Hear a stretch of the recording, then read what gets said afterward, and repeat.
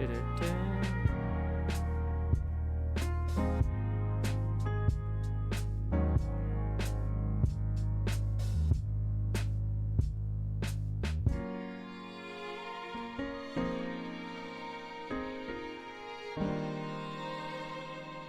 this is what we are gonna do a special today. Got some special announcements today. Make sure you hit that like button, boys. Make sure you hit that like button. What was that?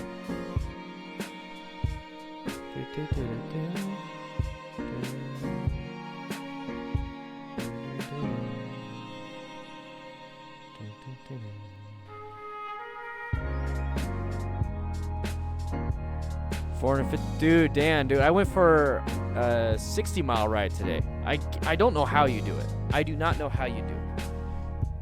Sounds like you're having a blast, though. I'm jelly. How's the how does it like fit you? Like that bike? That bike does not look comfortable for that long distance. How's it treating you, man?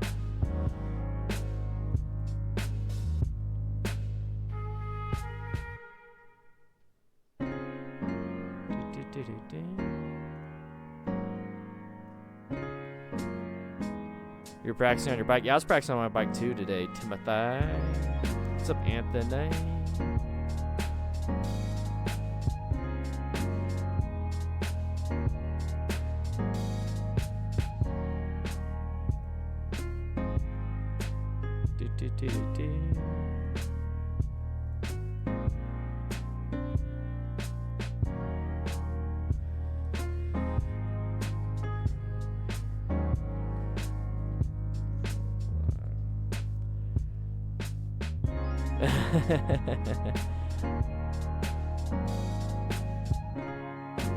It actually helps your back, huh? Whoa. That's interesting.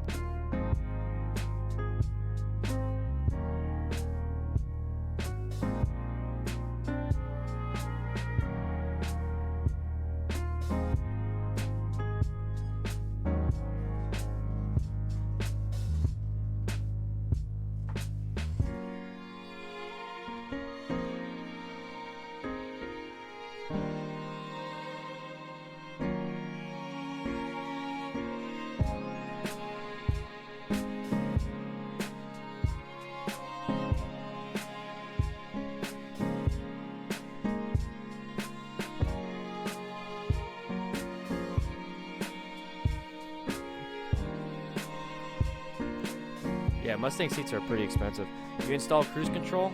Should have came standard with how much you spent on that thing, dude. I'm really surprised it didn't come standard. I got cruise control. Dude, I went like 10 miles straight without my hands on the handlebars. Not recommended. Do not recommend that, guys. But, man, cruise control, I'm having too much fun with it.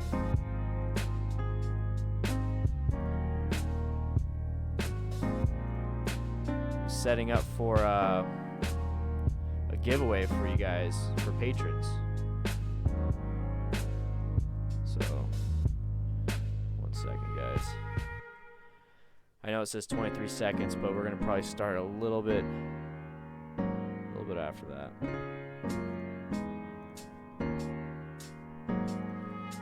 Let's see.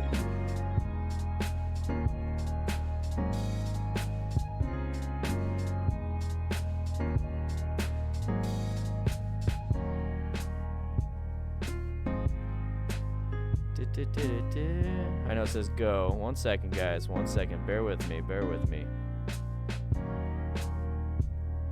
Go ahead and export this. All right, let's switch to my face. What is up, everybody? How you guys doing? I'm getting out of Photoshop right now. Let me get out of Photoshop real quick. Hey, we're going to be doing something fun today. This is going to be a 2-hour stream. I'm home alone, so I get to just hang out in my undies. I'm just kidding. I'm not doing that. Walterific, what's up? We got Walterific in the house. How you doing, Walterific? You're verified. I wish I was verified. How you doing, man? Thank you for swinging by. We're gonna be doing a crash giveaway. Speaking of Walterific, I just completely forgot about it until now. Thank you for posting up that video back in 2016 so that we could recently go over it. Yesterday. Was it yesterday? No, 2 days ago on Thursday, and we spent a good time on it. Hopefully you're recovering well. I didn't go up on and trying to figure out like what happened afterwards. I haven't really messed with all that stuff. But I was just wondering, like, did you get surgery? Did you get the pin, or did you just let it heal in place? Kind of curious about that. See how it works out for you 2 years later. It usually takes about 2 years for the bone to completely get back. Yeah, I'm glad you're here, man. I'm glad you're here, Walterific. I really appreciate it. We go, and what we do here is we go over crash videos. We went over your video Thursday, and that was actually a really good one. I like the fact that you spent a lot of time recording after the fact, which is good, which is really good. So that lets me do my firefighter stuff and kind of go over a lot of those things. So if you have any questions about, what happened afterwards, kind of like an in-depth firefighter perspective, make sure you watch that video. If you have any questions, that's up to you. All right.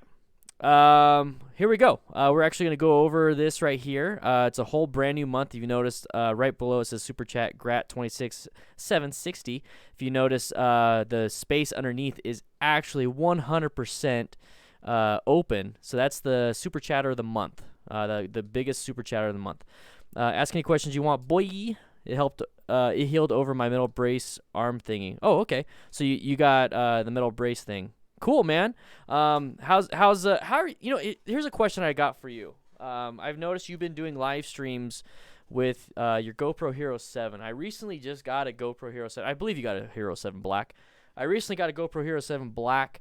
How are you having any issues with live streaming over that thing? Because I've been wanting to do that. I just don't have the mic adapter for it. I've been using my Tascam as an external mic. And I just want to see how that's working out for you. That's pretty cool. We got Walter in the chat. It'd be great to have you on one of these live streams where we discuss, crash accidents. Maybe do a follow-up with you. I think it'd be pretty cool. I got something similar. It's like this. It's a little guest thing. So if you ever want to jump on here, let me know. We'll do a little something. That was a little sneak peek of what I'm working on for the guest. This is water.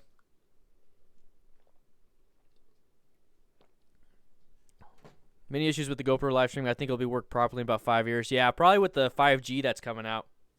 I think 5G would be worth it, but right now it's only like in Chicago.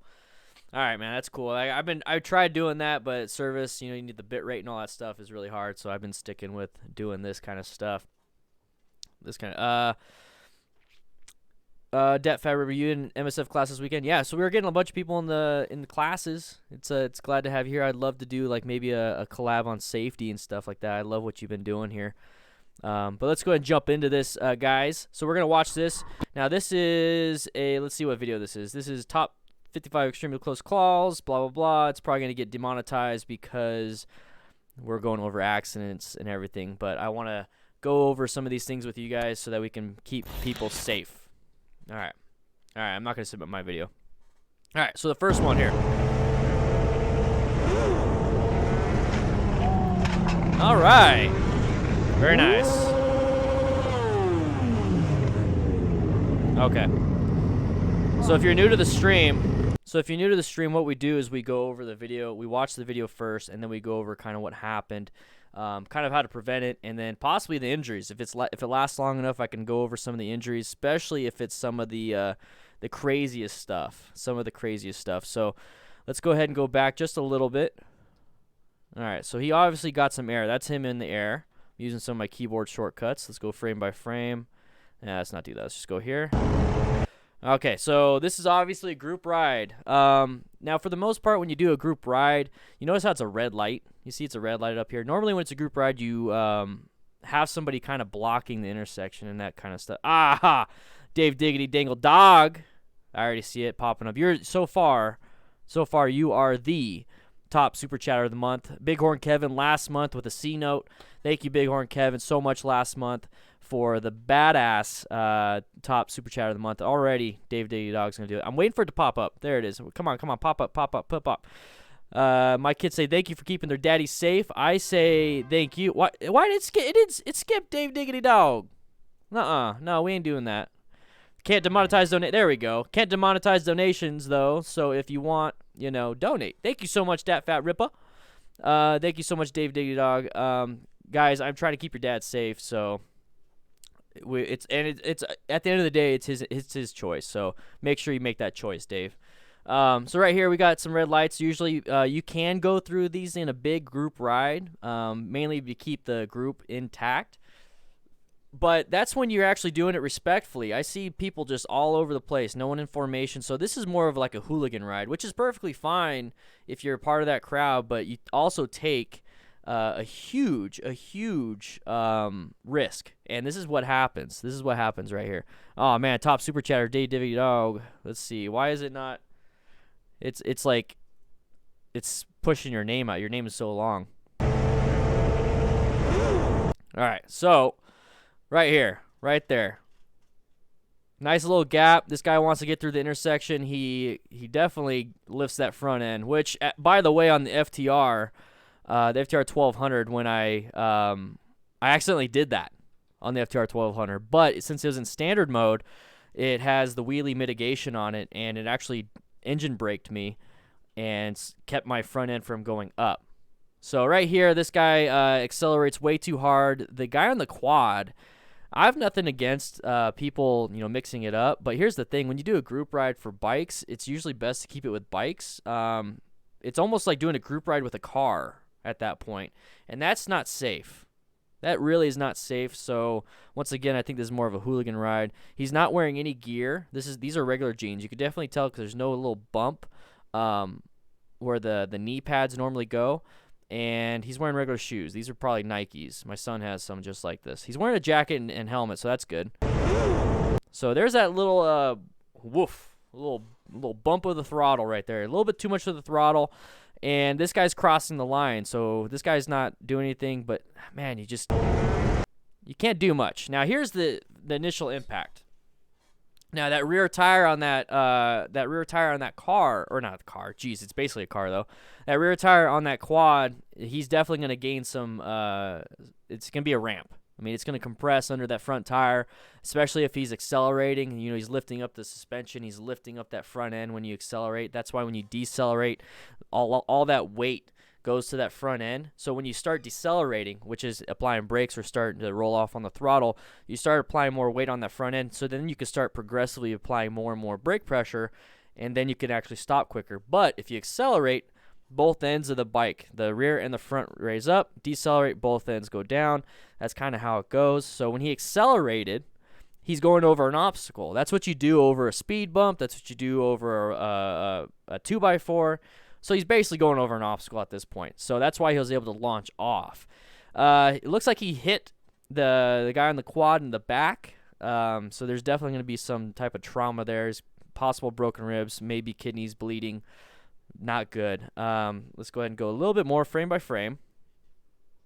Yeah, he hits him pretty hard.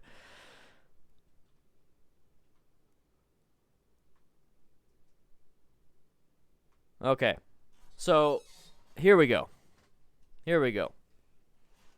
So he definitely hit the guy really hard. So this guy has a multiple trauma. But here's the thing: since he's on four wheels, if he can hold on, his bike or his quad's gonna stay upright. Not a big deal. Not a big deal on that part. But here's the thing: this guy right here, you see how high he is? He's basically double the height of a normal person. So that's about 10 to 12 feet. You get that? It's about 10 to 12 feet. You know how high a fatal fall could be. You know what we consider a gross trauma, like a massive trauma for a fall, or a fall that could be a fatal fall. It's 7 feet. He's about 12 feet in the air. So this is definitely a potential for a fatal fall. Gravity's about to attack him right now. All right, he's definitely got some. He launched. I think we discussed that these lines are about 20 feet long. So he made the impact about right here. He's about 30 feet from the initial impact in the air. Let's go ahead and go. It's about 40 feet now. Okay. You can't see it very well because of the bike.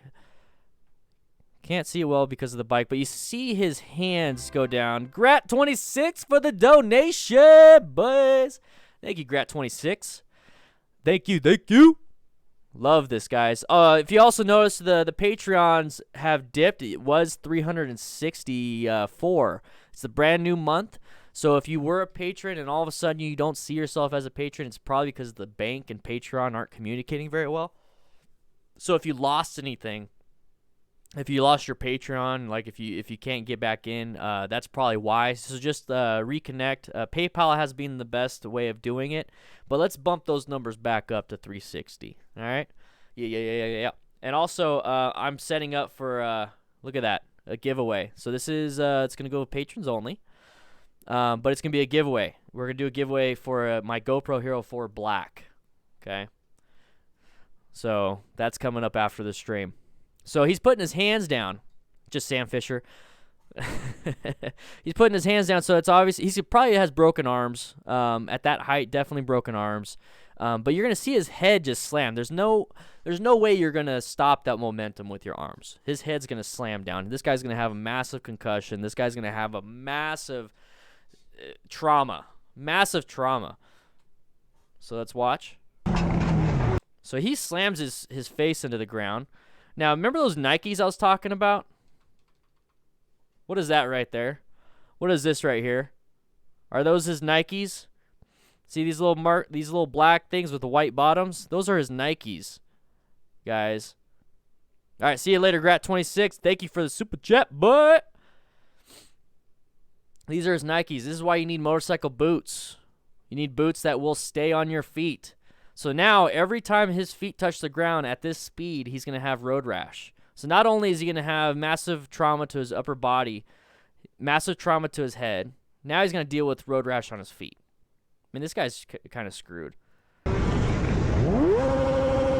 He's unconscious. All right, let's watch. Let's see if they do any more. Yeah, he's in pain. Don't move him. Don't worry about that shit. Don't worry about the bike. Now here's the thing. I'm pretty sure these guys aren't riding the right way. So the main concern here is let's get out of the road. Let's get out of here. Let's get out of here. Get out of here. If you're with a group where that is the main concern of let's get out of here, let's get out of here, you're in the wrong group. I'm serious. I don't give two shits about that bike. I don't care. I do not care about that bike. If it's on fire, I don't give a shit. I don't care. I'd rather it be on fire because the people I ride with, I know they probably have full coverage, comprehensive and collision. I'm pretty sure they have it. So it's even better if that thing catches fire and gets totaled. What I care about is my buddy that just crashed and probably has a brain bleed. That's what I care about. So don't worry about the bike. Hey, get this bike up! Get this fucking bike up! What about your buddy?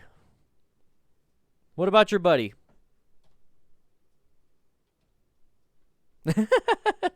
Dad. So take a look at this. Take a look at this guy right here. Yeah, Sam, definitely a TBI on this one. So he's either unconscious or in massive pain, or he's just like he has that death stare that we saw in a previous video of that guy just like staring off into space after a concussion. Cheers to QT Energy. I'm gonna go ahead and drink you tonight. Let's get hyped up, boys! Sorry if I blew out your ears. Yeah, his Nike, that's the most important thing. Pick up his Nikes, bro.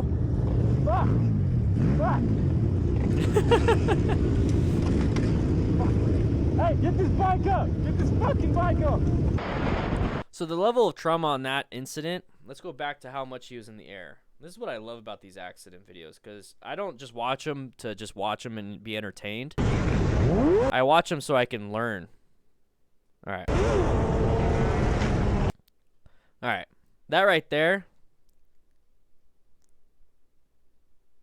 Wall Terrific, I would love to. I would love to. Would you want to help me lead a safe motive? I would love to. In Maryland, I'd have to find a way to get up there, but you know what? Let me know when. Contact me. Dan the Fireman 928 at gmail.com.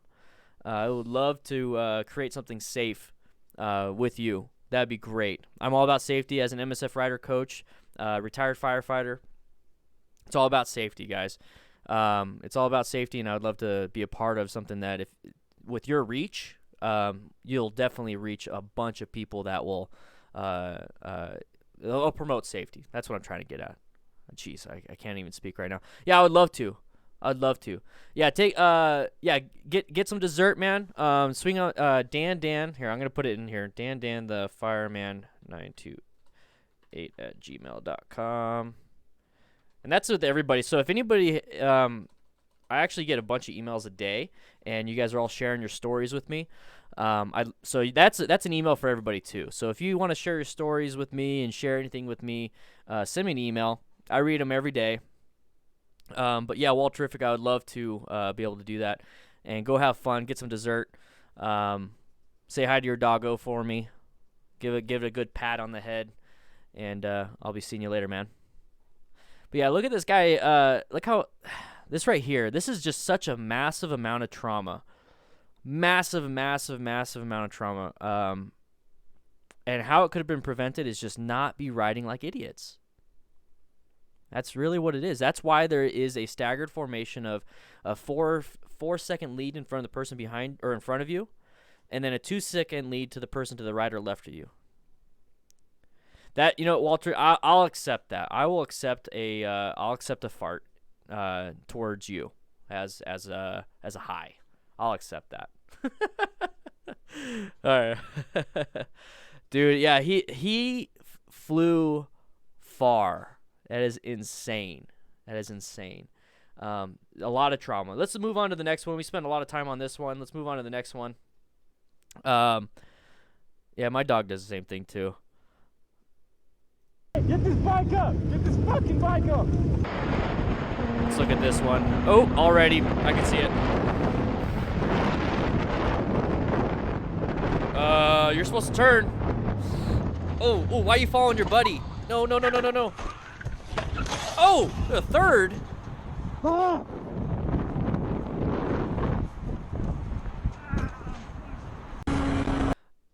What the S.A. Chava, what we're doing here is we're trying to we're watching the accident, because motorcycles are inherently dangerous. Okay, motorcycles are inherently dangerous. That's why we have to have classes. That's why we have to have training. So I'm glad you're here.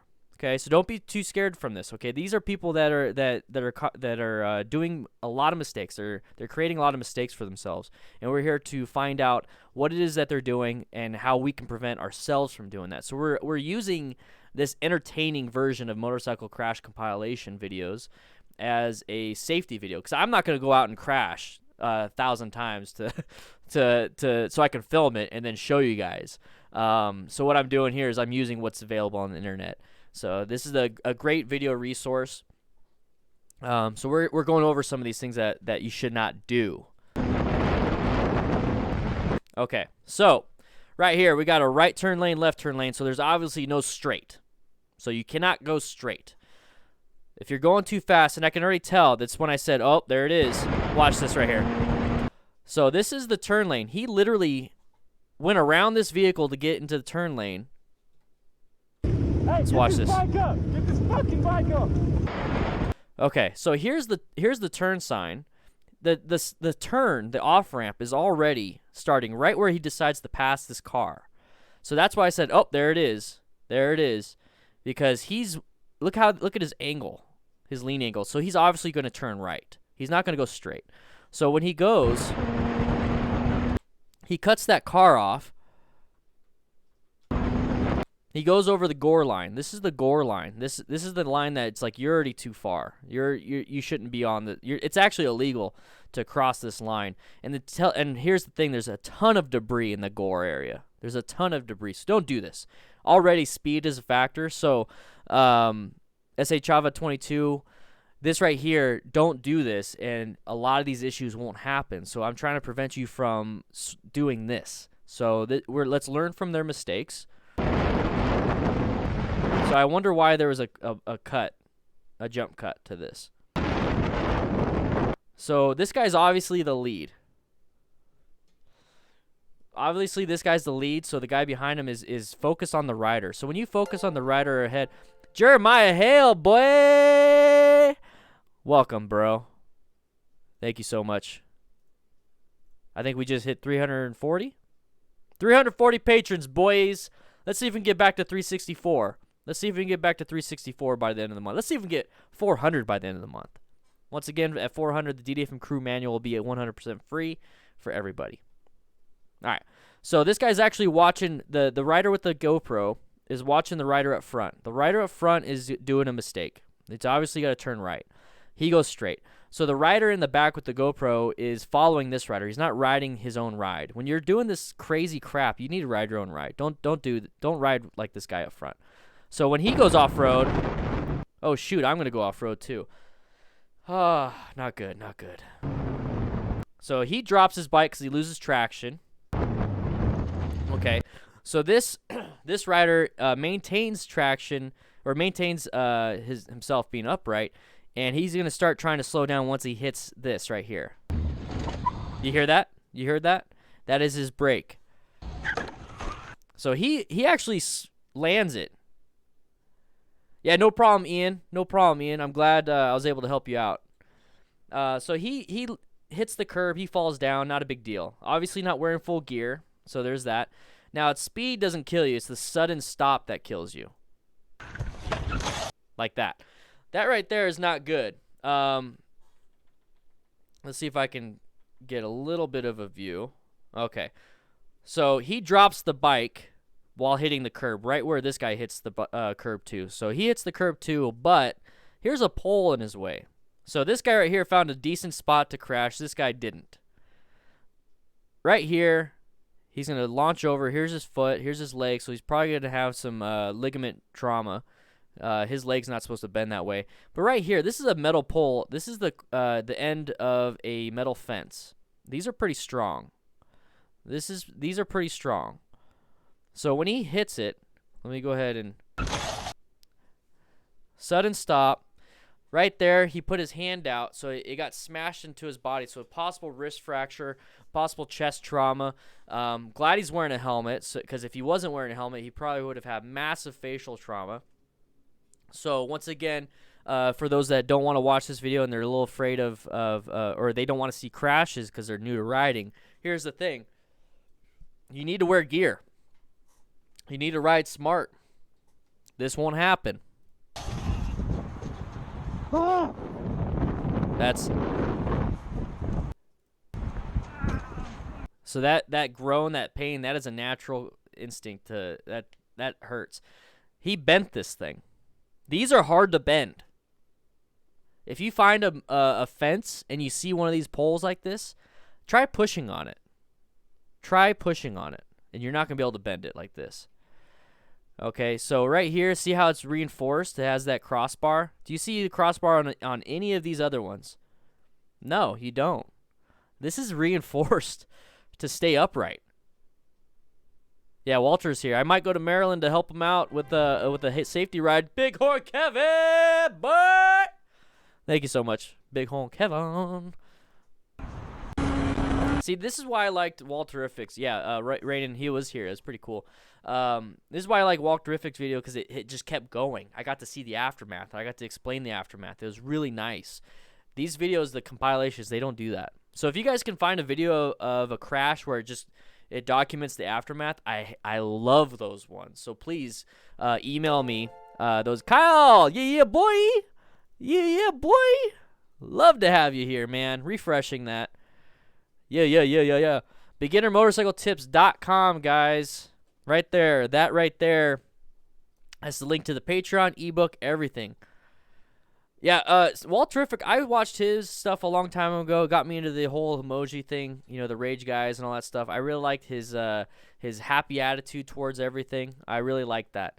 That's what got me into Walterific. I was really happy that he was I think he was the first one to hit 1 million as a motovlogger. Exactly, Jennifer. I'm glad. So let's watch this one.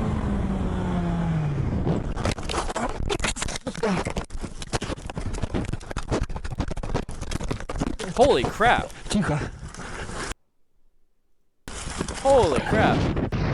Alright, that was interesting. Was his pants ripped beforehand? Elk Kyle, glad you are. I am so glad you're taking that. Patrons only from America for Magd Shalabana. For what? What do you mean by that? I'm loving it. Alright, so let's watch this one. Alright, real quick, let's go back a little bit. Hey, Stacks, I was about to say that. Look at the sign. Look at these signs.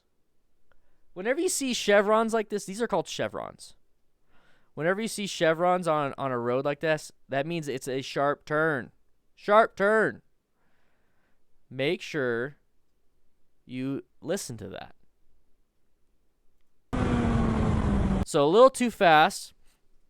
Anybody notice the snow on the left? Anybody notice the snow? Now, I don't know how long into this ride he's been riding. Maybe this could be at the very beginning. It could be at the end. I don't know. Oh, Gerardo, I think everybody can. I think everybody can be a patron.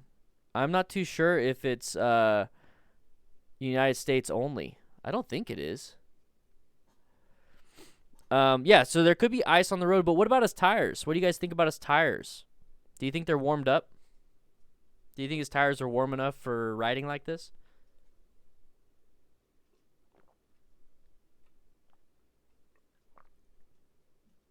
Do you think his tires are warmed up? Do you think, let's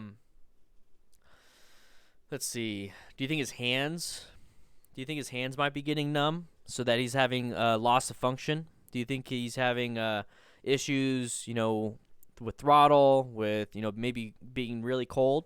Do you think that might be a part of it?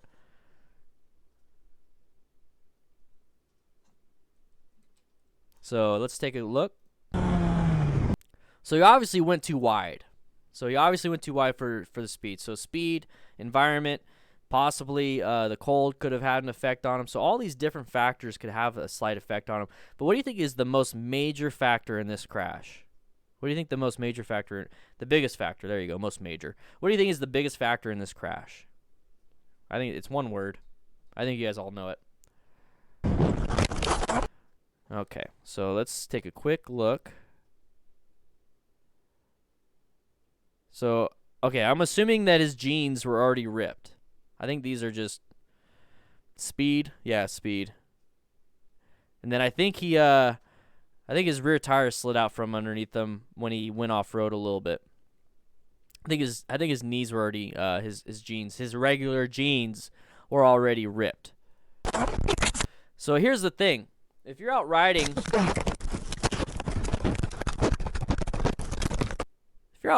by yourself and this happens to you, I am surprised he didn't run into a tree down here going down this cliff.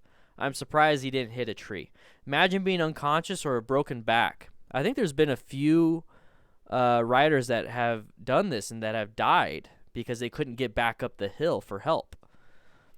So if you ever see a bike crashed on the side of the road, like in this situation, you see it's the side of the road, and you ride by it or you drive by it and you're thinking to yourself, oh, you know, it's crashed. They didn't have a tow truck. They got picked up and they're good. Maybe you should stop and look down the hill real quick. Who knows? You might find somebody that's been stuck down there. Because who here has their phone on their mount, on their bike? Who has their phone on their bike? I do. I have my phone on the bike. I just got the Rock Form. Got the Rock Form motorcycle mount. And it's secure. It's secure. So if I fly off the bike and I go down the hill, my phone, the thing that is you know, dial 911 is stuck on the bike, but I can't get up to the bike because it's up on the top of the hill because my back is broken. What do I do? What do I do? Yeah, hopefully I got Bluetooth too, but hopefully I still have range, right? Hopefully I still have range. I could do like an OK Google thing. Oh, okay. Hopefully, I mean, I could do that. Keep your phone in your jacket pocket. Okay. Carry a cheap burner phone. But here's the thing is, like, now we're start thinking of, man, like, I crash, I go down the hill, now what? How about we just prevent that? How about we prevent that? How about we wear protective gear? How about our jacket has CE rated armor in the back? How about we wear motorcycle pants with knee protection so that our knees aren't shattered? How about we wear full gear so that we can walk away from one of these incidents, especially like this? So how about we do that first? How about we don't ride like this first? Because now we're starting to, like, figure out what we can do when we are about to die.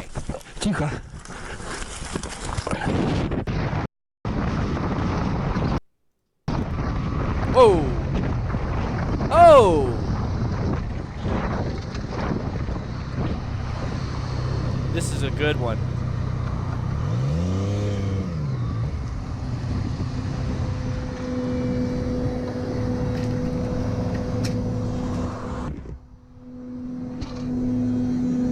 Hey, are you okay? Okay, I'm gonna call 911 for you, alright? Alright. So is it frozen? Was it frozen for everyone? Hopefully it wasn't frozen for everyone. Yeah, it just got laggy for a quick second. Sorry about that, guys. Let's go back. Let's rewatch that one since it got laggy for some of you guys. Go ahead and refresh your browser real quick. I'll give you guys a quick second. I'll go ahead and play an ad or something. Refresh your browsers. Something might have happened with YouTube. I'll rewatch it. We'll rewatch it again. That's the beauty of live streaming. That's the beauty of live streaming, is that yeah. I don't have anything running that's crazy. Yeah, I'll replay it. Yeah, YouTube's been crazy. Twitch is a lot better when it comes to not freezing like that, but there's not much you can do about that. I like YouTube a little bit better. Actually, a lot better. All right. Use Dan25 to get 25% off Rock Form, boys. All right, so let's watch this one. So right there. Oh, sorry. Let's watch the whole thing. Sorry. I forgot. Let's watch the whole thing.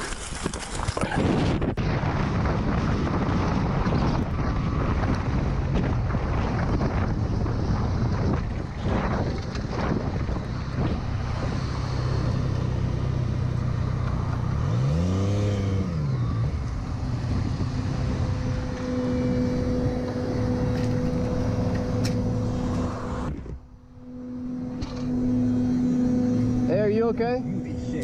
Okay, I'm gonna call 911 for you, alright? Alright.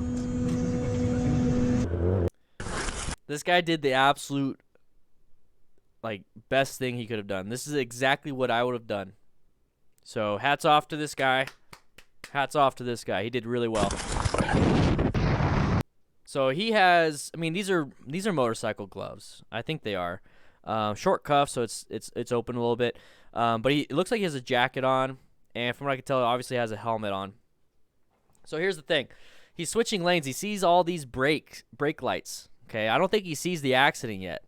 And you don't know. I mean, he's going 67, so that 65 is roughly the interstate speeds here in this area, I'm sure. So he's going the speed limit at this point. So yeah, clap. Hats off to this dude. Right here, he does a quick head check. This guy right here is braking hard.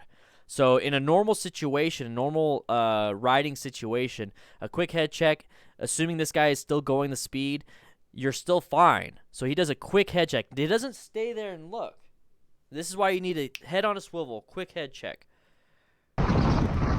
Right there, immediately started the swerve. You see this? Immediately started the swerve. Beautiful. But here's the thing. Hey, look at all these people subscribing. That's crazy. Here's the thing. He's in lane position 2. He's in the middle of the lane. And like we said, these lines are about 20 feet. He's about halfway through this line, so 20 feet. So about 10 feet plus another 20 feet. So he's about 30 feet. 30 feet from this car. That is not far at this speed. Not far at this speed. So what he's gonna do, he's gonna do an emergency maneuver of swerving. I just talked about that in the video today. Make sure you guys check out that video today. I did the top 10 emergency maneuvers that you need to know, and I go over it in detail. And I actually am doing the demo rides. I'm demoing it for you. I'm showing you what I'm doing on the FTR 1200. So he's doing an emergency swerve. That was as I think he did. Did he clip it? No, I thought these are sparks. He didn't. Yeah, he did a good job with what he had. Yeah, he's about 1 second behind the car. He did an emergency maneuvers at 65 miles an hour. At 65 miles an hour. Within 1 second. I mean, that's all it takes. So when I see people crash on these videos and they're just like going straight and they're not swerving, or they're braking and they're crashing, do you think he could have braked in time? Do you think he could have stopped in time? Watching this from your bike in your man cave? Dude, send a picture. Send a picture and put it on Discord, man. I would love to see that. Yeah, if he tried to apply the brakes, he would have just slammed into that car. This is where you need to know and you need to have the training. So at this point, this is what caused everybody to stop. Okay. So at this point, now I see this. Okay, I see this. Now I need to pay attention to this. So do a quick look. He's doing a quick look, making sure nobody is blasting through this, and he's looking back in front of him. Very good. If you can stop safely at an accident, you could save somebody's life. Okay, if you can stop safely at an accident and do what he's doing right now, see how this vehicle's blocking traffic, so and this is the shoulder, so he's obviously gonna stay over here.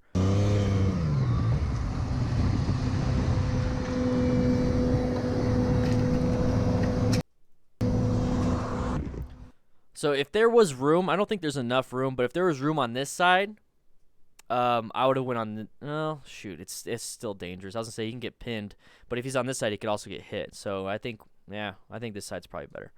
I take that back. Hey, are you okay? So airbag deployment, this is massive trauma. This guy's in a lot of pain, I'm sure. But yeah, definitely ask, are you okay? And then call 911. Okay. Okay, I'm gonna call 911 for you, alright? Alright.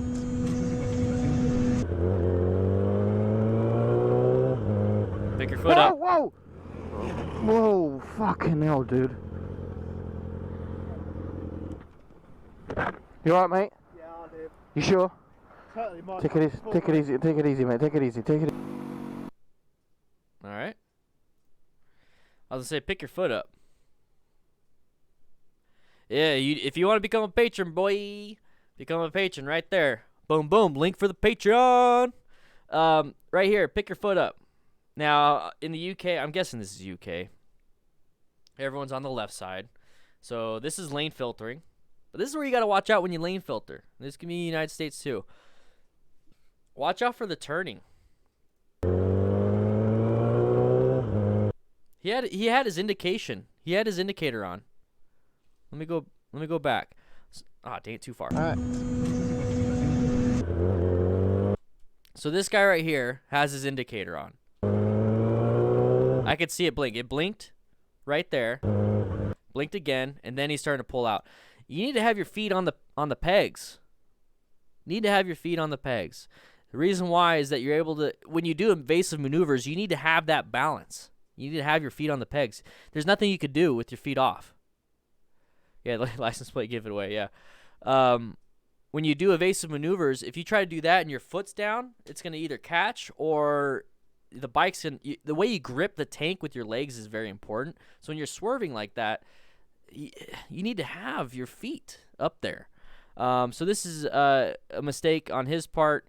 Should have been paying attention to the blinker. And even then, you still need to pay attention to the cars if you're going to be lane filtering. Pay attention. Lane filtering is not a fact of, hey, I'm just going to do it, and I'm going to go between these vehicles, and I just got to make sure I don't hit them. You also have to make sure that they don't hit you. You have to make sure that they're going to stay in that lane. They're going to stay in that lane. You can't just assume that they are going to stay in that lane. So pay attention to what driver behavior is, okay? This guy obviously wanted to turn. You're lane filtering. It's your fault. Whoa, whoa! Luckily, it wasn't that big of a deal, but see, he has his foot down. This bike could easily crush his leg. Whoa. Yeah, exactly. Fucking hell, dude. You alright, mate? Here's the thing I like, though. He's wearing full gear. He's wearing full gear. You sure? And if you notice, he has earplugs in. So, he's being safe in that terms. So, his skill wasn't that high.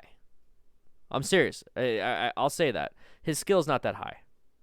Because at no point should you have your feet off the pegs like that, just kind of dangling down, and lane filtering without paying attention to drivers. So his skill's not that high. But what do you think really helped him out here? Gear.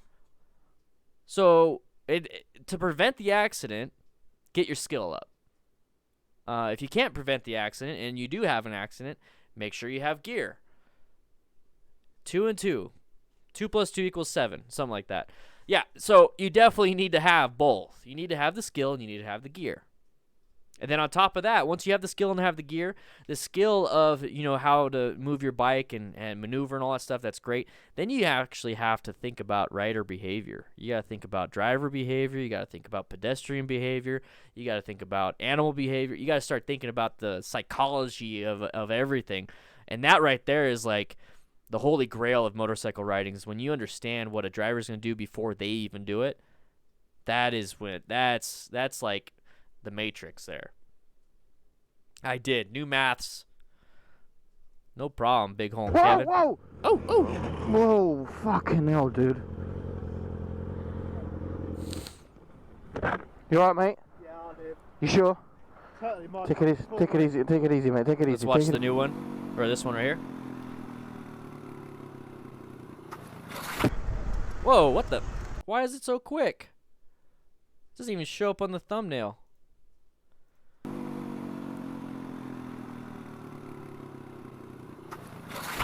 Alright.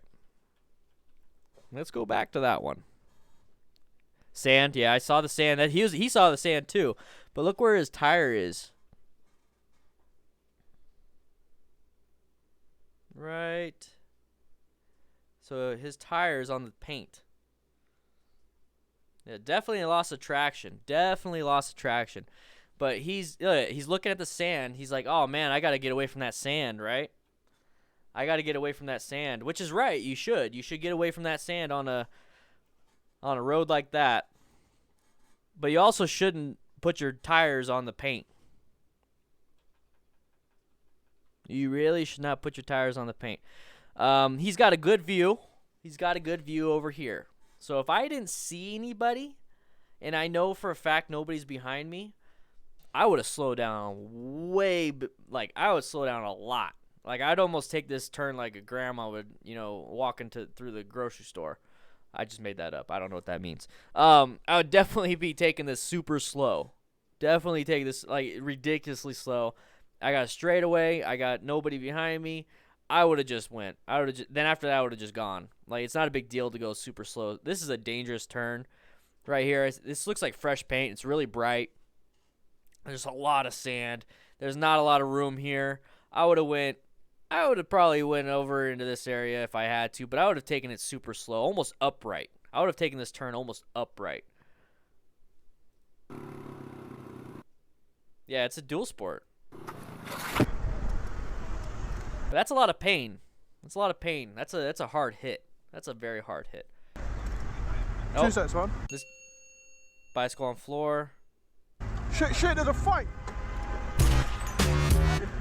Yo. All right, I'm not going to watch a fight. Is that the whole thing? Yeah, I'm not going to watch a fight. I don't care about that. Whoa. I think I've seen this one before.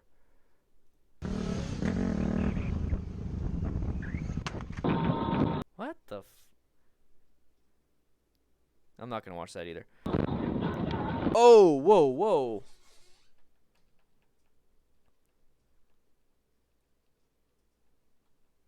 Okay, this was an intentional, I think. That's the front grille of a truck. I think it got hit and it swung around. This one's not showing a lot of stuff.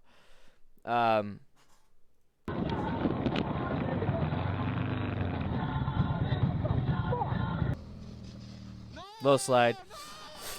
Oh. Oh. When I see that kind of stuff, I just see all the trauma that body sustained. No. Okay. Woo.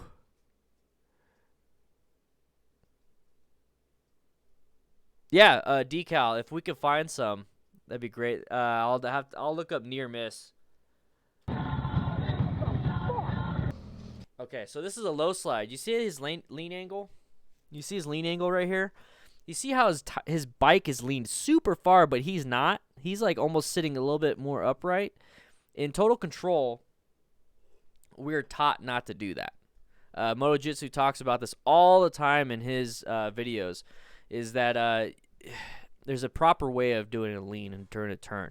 You ever see him on his GS, how his bike is almost upright and he's like knee dragging? That is the proper way to do a turn. And the reason why you do that is because you have more traction on the tire, but you can still maintain the turn. The more traction you have, the better, and the more upright, the better, because now your suspension is working the way it's supposed to work. So this right here is improper turning, improper lean angle at high speed. Not good at all. This is why he low slided, because he lost all traction. Lost all traction. You need to learn how to do total control stuff. Also, by the way, you need to get Moto Jitsu. You need to get the Master Riding Program by Moto Jitsu. Good stuff. I'm going to be practicing it tomorrow. But yeah, definitely don't do this, okay? So here's the low slide. This is what I talk about when it comes to motorcycle crashes and having fun, too much fun on group rides and curves out on the regular road. When you do racing stuff, when you go high-speed turns and you have the proper training and all that stuff, and you do it at a track, you don't have to worry about a guardrail, okay?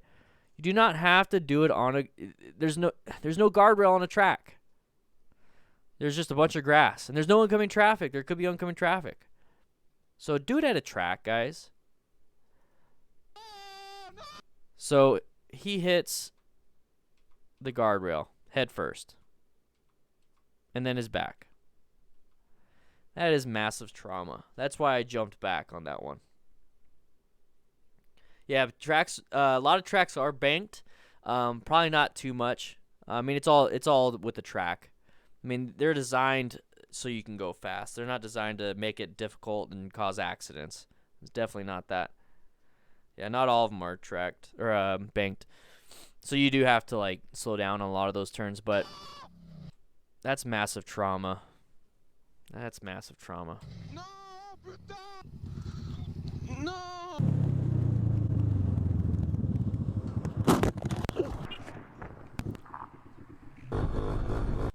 So the difference between this one and that guy on the interstate that swerved, this is what I was talking about. If the guy on the interstate just applied the brakes, he would have not have stopped in time.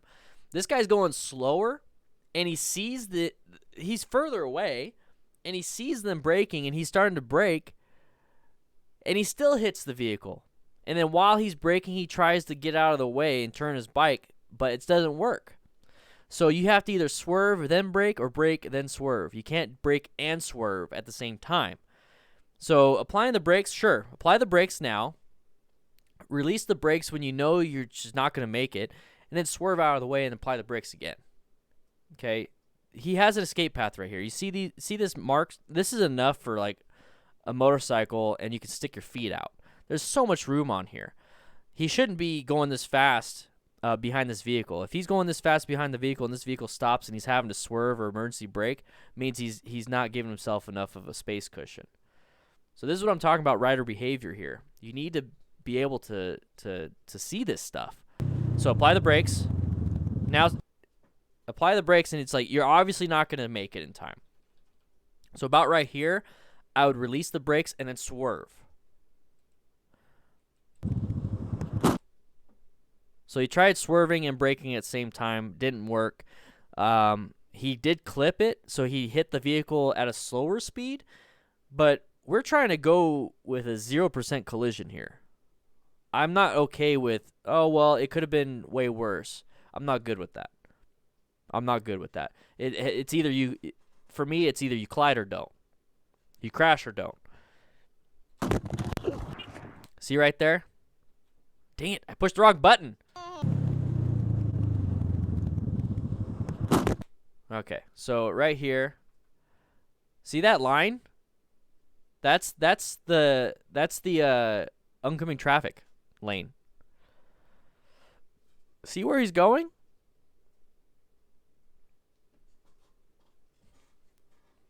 That's why I don't like, oh, well, it could have been worse. Oh, yeah, it could have been worse. It definitely could have been. Got lucky. I don't want to give luck. I don't want to leave it up to luck. His head could be crushed right here. Easily. So lucky. Alright, so this guy's doing some wheelies. Let's watch. And there it is.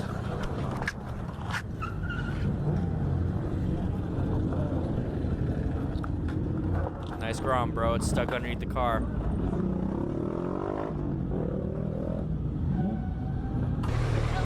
Alright. So, wheelie time.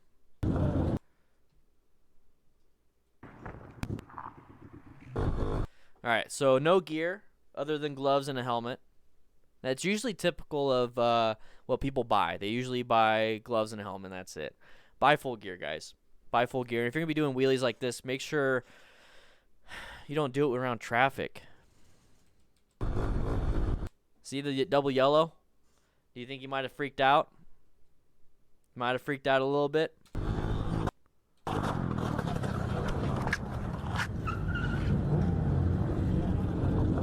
Alright, let's skip this.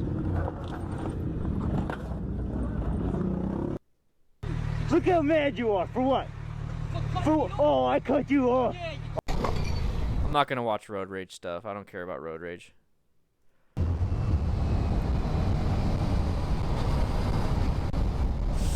Ooh.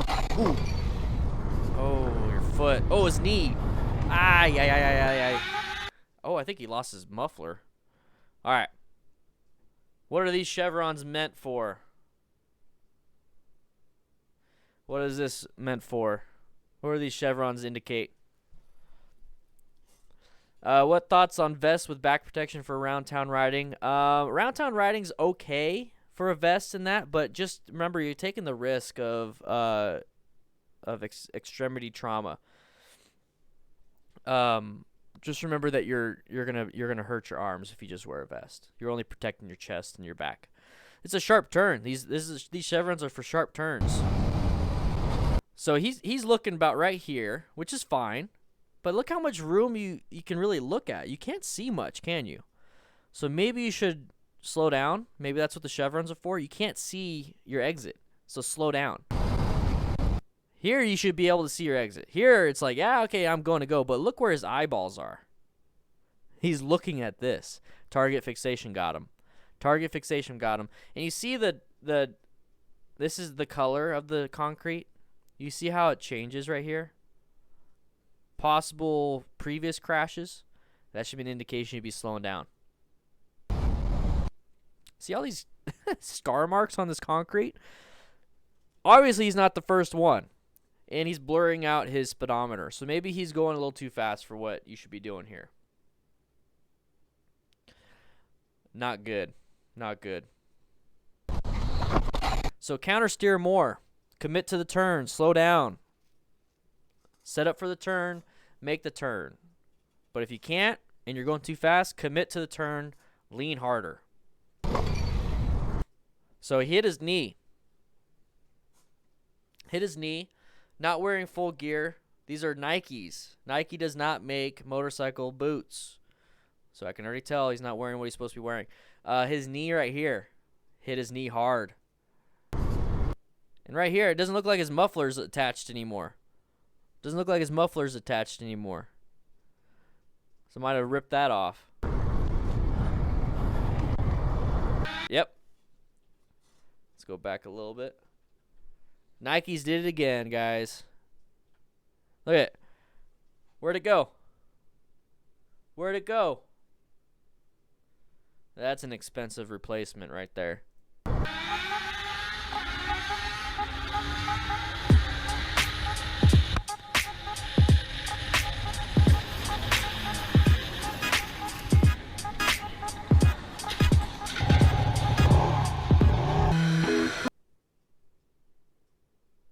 Oh my gosh. I can already tell that's not a good one. Biker squid. That explains it. Alright. Already these guys are riding like dum-dums. Guys, don't ride like this. This is a group ride mentality. This is a behavior that this is one reason why I don't like to ride in group rides. And if I do ride in group rides, I make sure that we don't do stupid shit like this. An 07 ZX6R.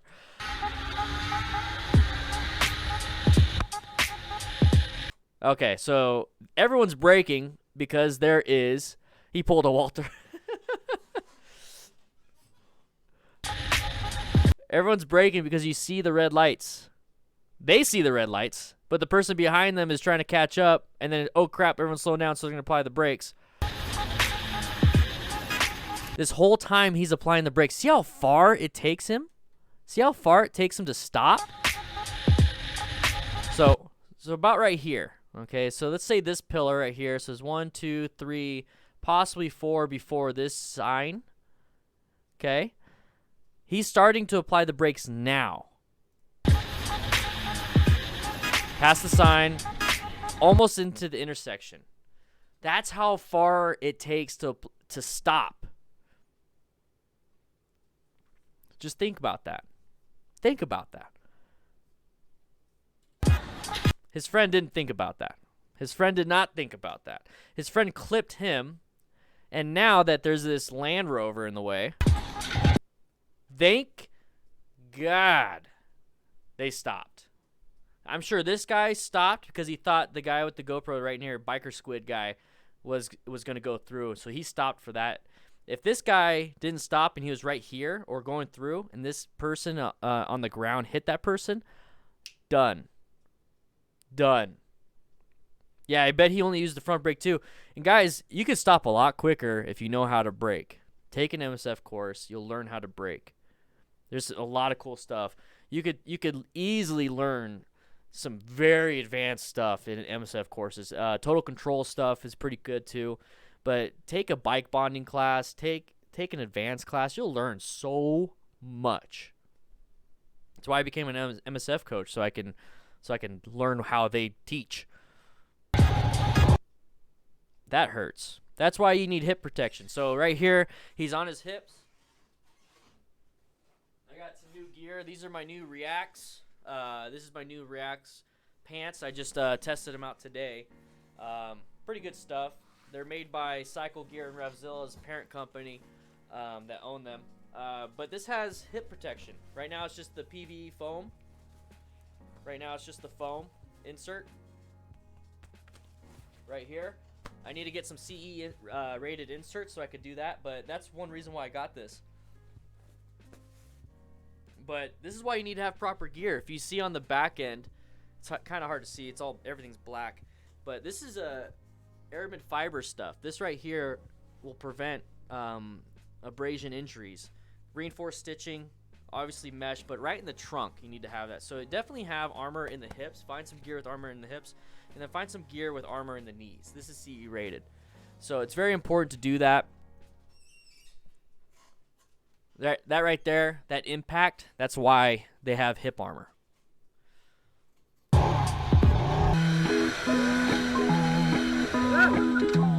Just stop. Ooh. I think he might have stalled. All right.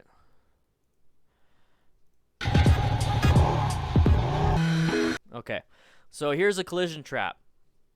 Intersections and curves are the most dangerous places for motorcyclists. That is where most two-vehicle accidents happen, are in intersections, and most single-vehicle accidents for motorcyclists are on curves. So there you go. So two-vehicle accidents in intersections, that means that other people usually cause or are part of the accident. That's what two-vehicle. There you go. There you go, Daniel. So this right here, I don't think this is a four-way stop. This looks like it's a traffic can go this way, and then these are stop signs. Let's see. 1 second. Yeah. So that's a stop sign right there. So this guy's supposed to be stopped. Let's see if this guy is supposed to be stopped.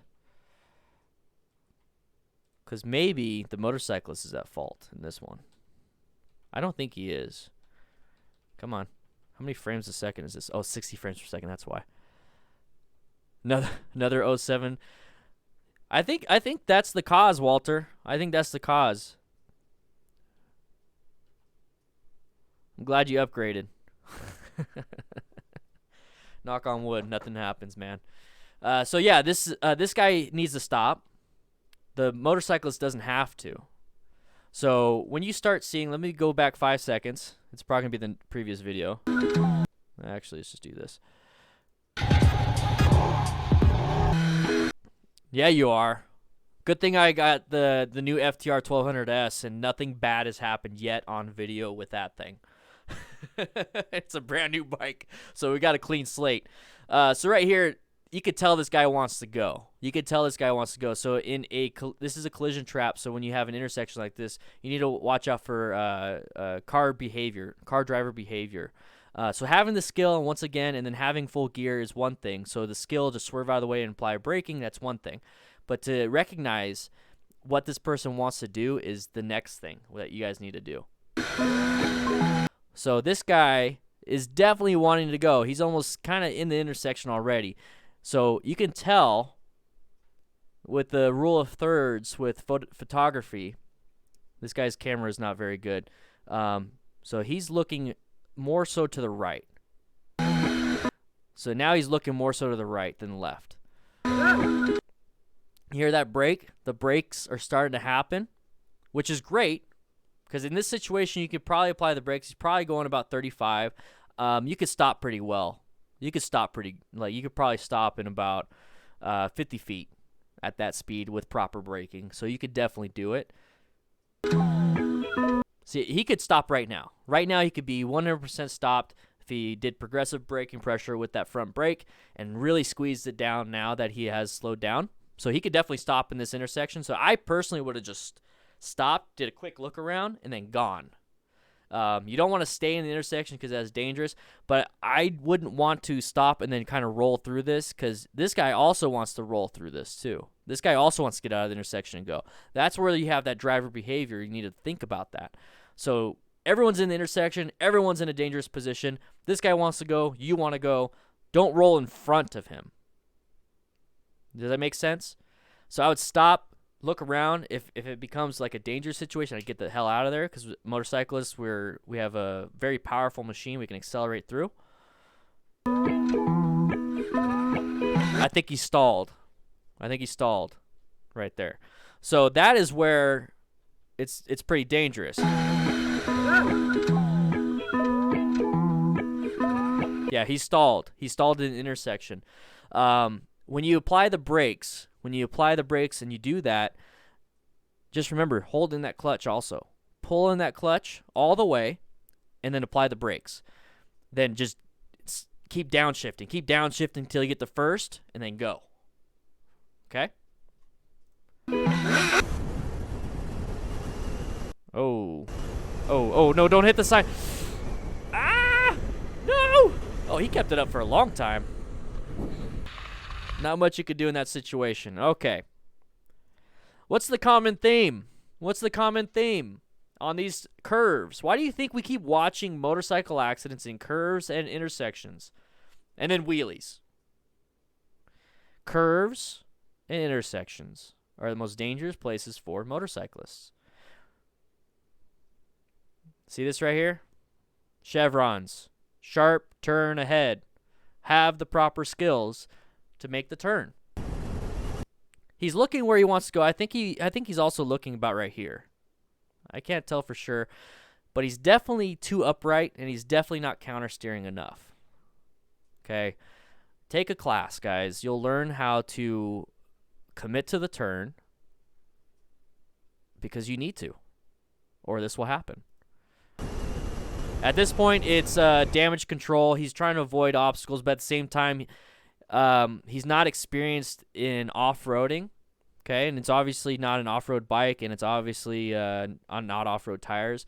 Dirt, sand, and everything is pretty scary, so for the most part, you see people when they go off-road, they stay upright. They stay super-duper-duper upright because they're scared to turn. They're scared to do things. You start learning some things when you take an off-road class.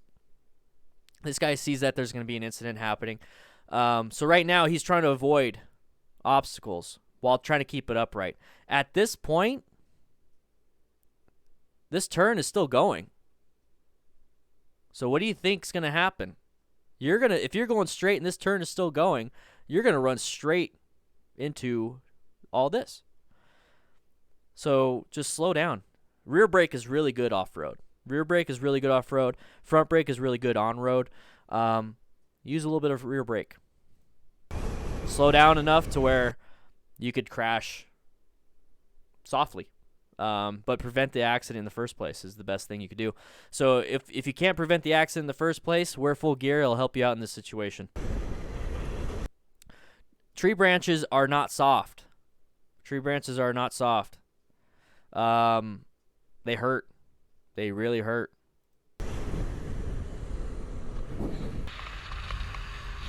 Whoa.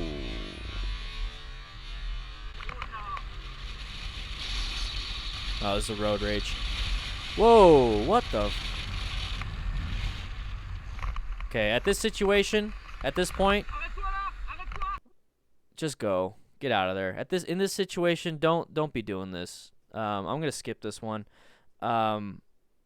Here's the thing. When you get into a position like this, you're opening yourself up. This car driver could easily just hit you in the left. You would have fell down. There's no way you can keep up with them because you're on the ground now. Possibly damaged rim, possibly damaged suspension. You're not going to be able to do anything. Okay, and he's going to have a little bit of a messed up bumper, not at all because he just hit your tire, and that's it. You're on the ground in pain, damage everywhere, and he's gone. Just leave. Just leave. He cut you off. No big deal. In this situation, if somebody did, let's go back. Okay, so if somebody did this to me, yeah, you're choosing trouble. You're choosing trouble. This is where having, I don't know, it's just your reaction. You react to a situation. That's what a reaction is, and you're reacting badly. So if somebody did this to me, I definitely would be pissed. I was pissed off today because somebody did something not as bad as this. This is actually pretty severe. But somebody kind of cut me off, and I got pissed off. But I was like, wait, nope. Take my own advice. Let's slow down. So in this situation, I would have slowed down. Exactly. Open carry in Arizona. The guy that cut me off, when I passed him, because he was going slow, he cut me off and then slowed down. I don't know why. So I went around him, and I looked into the car because it was a lower car, and I'm higher up on the FTR. And I looked down. He had his open window. It looked like a person that had a gun.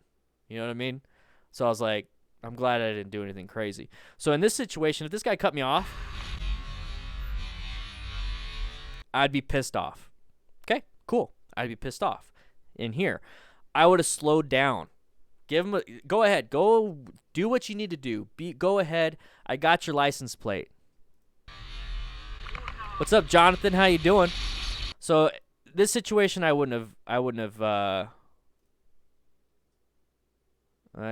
I would never mess with a guy with that mustache. Never. At this point, this guy messed up. Never mess with a guy with a mustache like this. Never. He's probably got he's got like gorilla strength. He's got 10-fold dad strength right there. 10-fold dad strength. You know what I mean. Don't mess with that. Oh my gosh. Ooh. That's probably a fatality. I'm going to skip that. I don't want to see that. All right. Let's go over here. All right. Oh, there it is. There it is. Wow, wow. All right, the GoPro got launched off. That's all we got? Okay. Ah! See what I mean? Dang it. They make these videos way too short. All right. Okay, so right out of an intersection.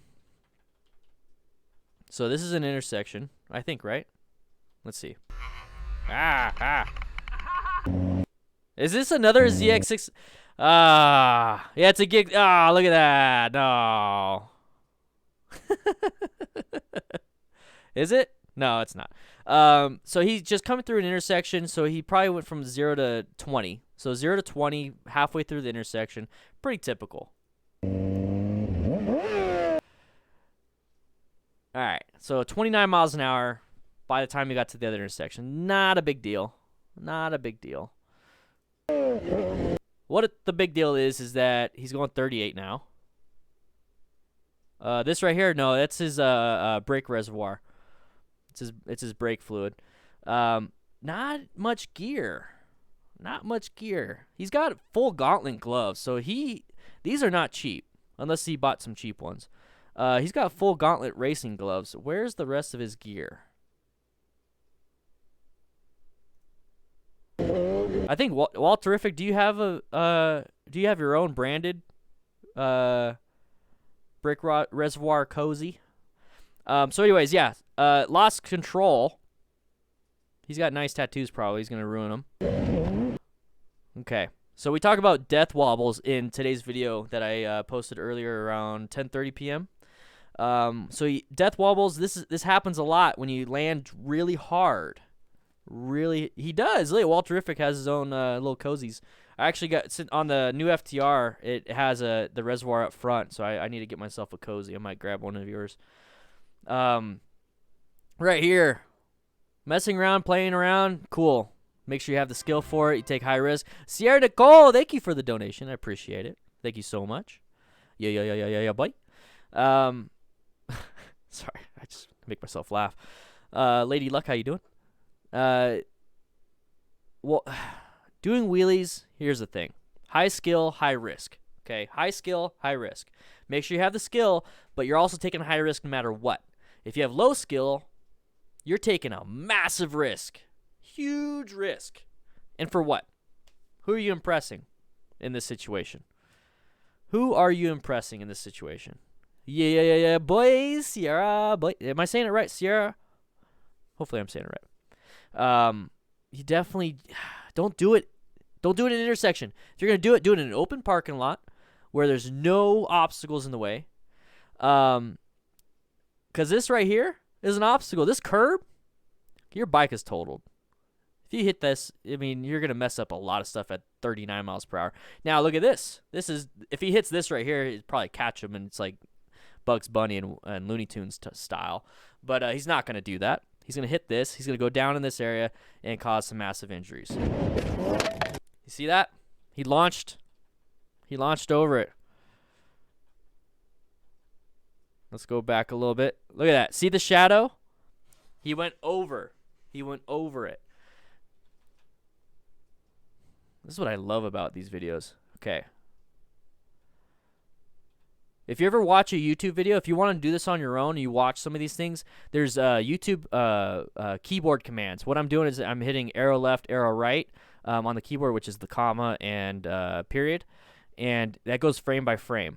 If you do the arrow on the up, down, left, right arrow, it goes 5 seconds forward, 5 seconds back. So I'm going frame by frame. This is a 60 frames per second video. So there's the curb. He hits it at an angle. He launches over it, but this is what I talk about. There's the launch. This is what I talk about when we go over an obstacle, how to do it properly. You need to lift your butt up because it's going to buck you. Now, he's obviously going way too fast. So even lifting his butt up is not going to save him on this situation. So if you go over like not a curb, but if you go over like a 2x4, and the most common ones are speed bumps. That's an obstacle. So the most common ones are speed bumps and railroad tracks. Or any type of, elevation change. So you lift your butt up so it doesn't buck you off. Because if you don't lift your butt up, that back end's going to hit, and your butt's going to go flying a little bit. And it's scary, especially when you're just riding. But But this is like an extreme example of it. Ah, wrong button. No, I guess if you hit the question mark, it brings that thing up. So this is the most extreme example of it. It bucked him. The back end launched up even higher. And you see how he's at a weird angle. He's almost facing down now. So it bucked him hard. He's not even on the seat anymore. This shadow shows he's not even on the seat anymore. That's facial trauma to the windscreen. That's why we're full face. Oh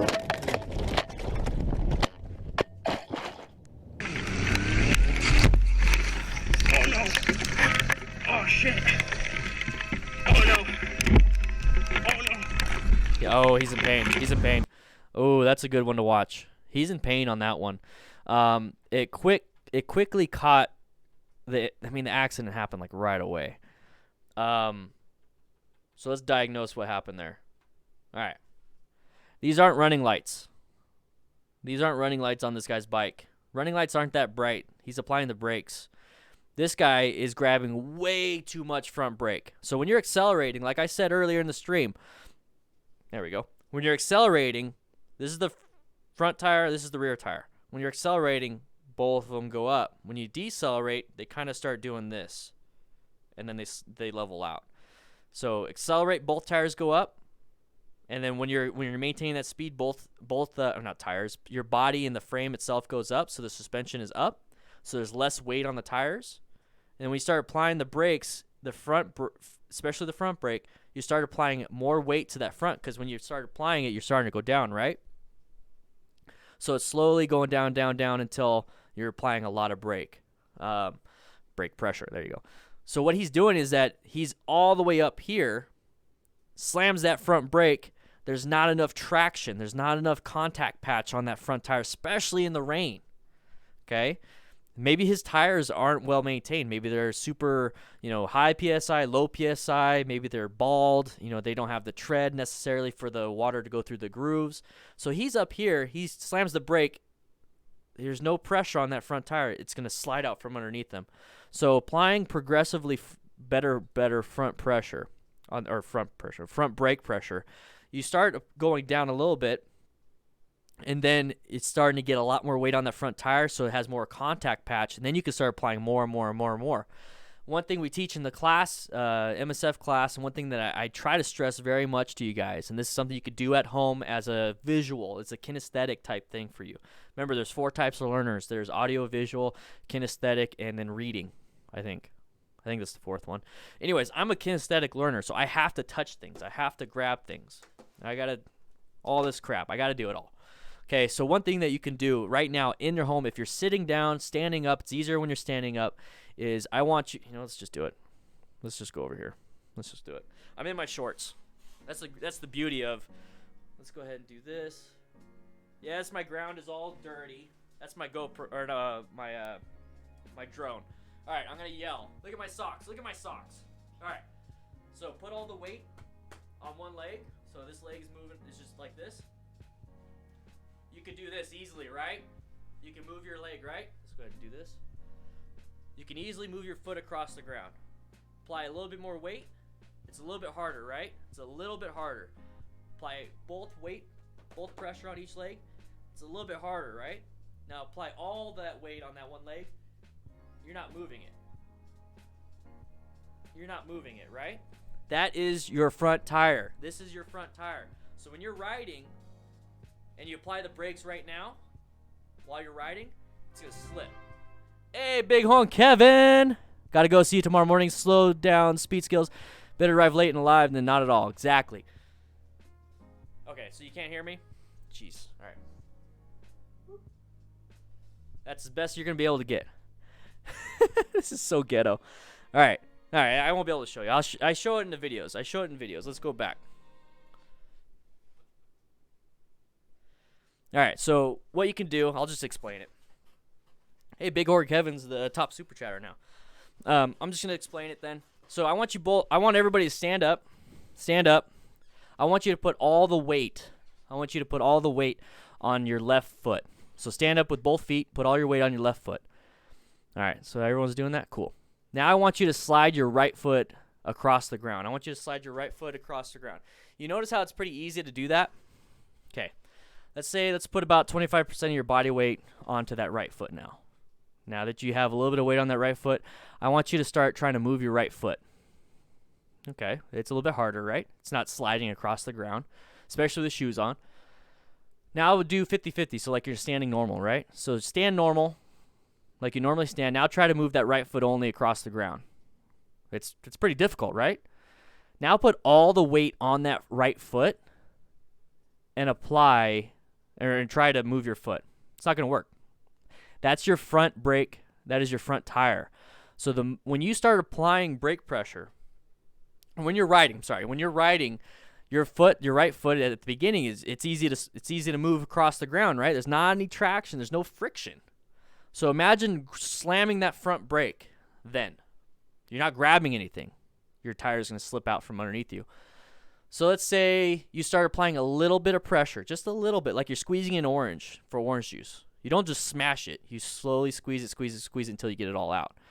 So what you do is you start applying front brake pressure, and you start feeling that weight transfer down to that front tire, which is, starting to put a little bit more weight on that right foot. Then you can start applying more and more and more because the tire is your foot is actually grabbing more and more of the ground. So then once you get all that weight on that right foot, if you squeeze the rest of that front brake, your tire is grabbing extremely well. Okay?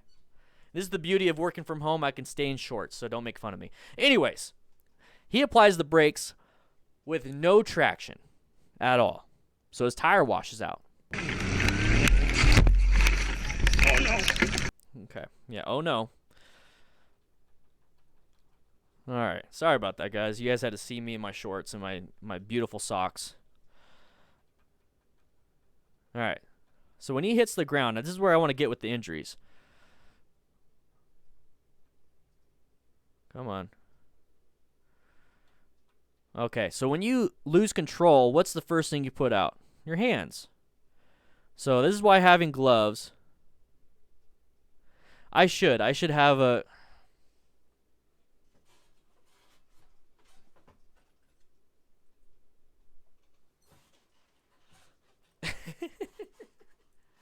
I know, I need to keep my legs covered. Here's the motorcycle. Here's the motorcycle. Here's Ken from Street Fighter. He's on the motorcycle. I'm just kidding. I'm not going to use Ken. All right, so here's the motorcycle. This is actually a Christmas ornament. I know, I'm sorry. So when you... I don't even know how to do it with this. I need to get one that has actual suspension. When you apply the brakes, you start putting weight on that front tire. So right now, if he tries to do it, it's going to be nice and smooth. But when you start applying pressure, it's not wanting to move.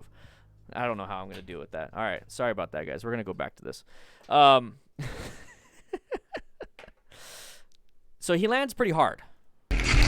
Hits that elbow. No gear. No gear. That's why you have elbow protection. Oh, no. So he hits really hard. Oh, shit. So he's putting pressure, or he's putting weight on that right leg. If you notice that he's going to actually stand up, and then he's going to want to sit back down. So he hit hard on that right side. So possible broken leg or broken knee. It could be as simple as a broken patella, which is not simple.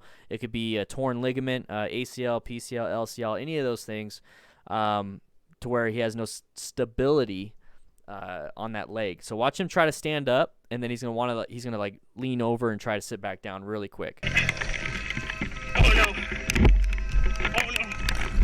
See right there? He didn't move his leg very much, but once again, we got Nikes. Dun dun dun. This looks like it's gear, but I'm not too sure. I don't think it is. Oh, intersection. Intersection. Wait.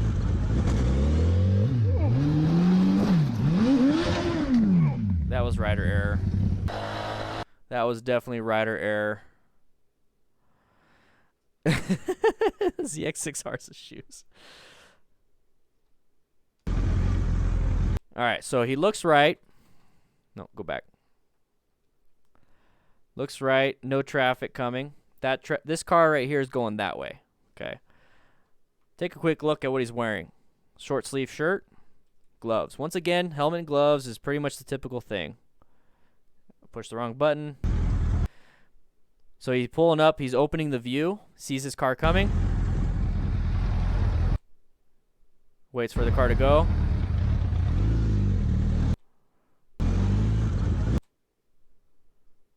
So he's turning. He's looking.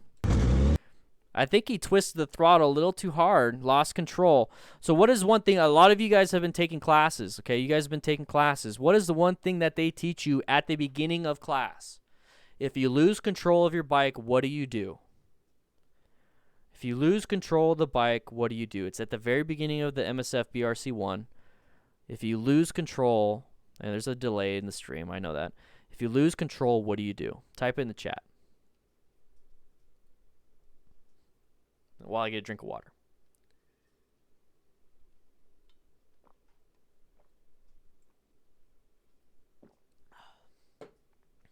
Pulling the clutch. What does the clutch do? Outside of disengaging, let go of the throttle and disengage, and then pulling the clutch. Pulling the clutch. The clutch. Walter, you need to. You know what? I'm gonna come visit you, and I'm gonna give you a nice lesson. I'm gonna teach you how to ride. I'll give you a class, man. I'll give you a class. I need to take you to a class. I'll take a class with you. How about that? Let's take an advanced class together. I think that'd be a lot of fun. So the clutch, when you pull in the clutch, it removes power to the rear wheel. The reason why you do that is because if you lose control and you pull the clutch in all the way, you're not getting faster. You're not going faster. You're going as fast as idle, or not idle, but you're going as fast as neutral in that speed. So definitely pull in the clutch and then apply the brakes. Straighten up the handlebars and apply the brakes. So right now, what he needs to do is, let's go back just a little bit. Let's watch the accident happen real quick. Awesome, Walter. Love to do it, man. I'd love to do it.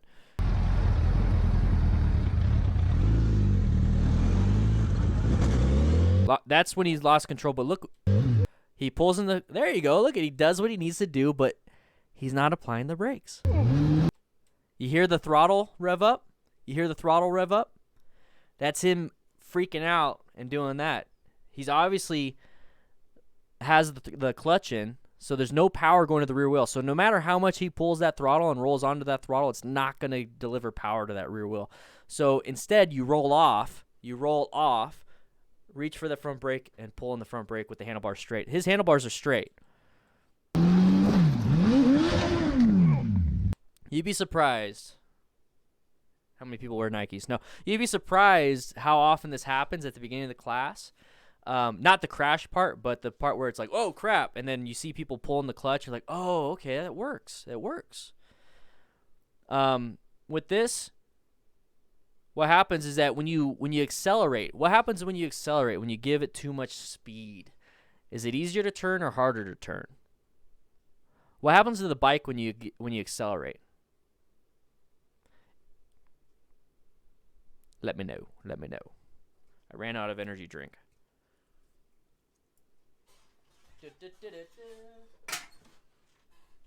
When you accelerate,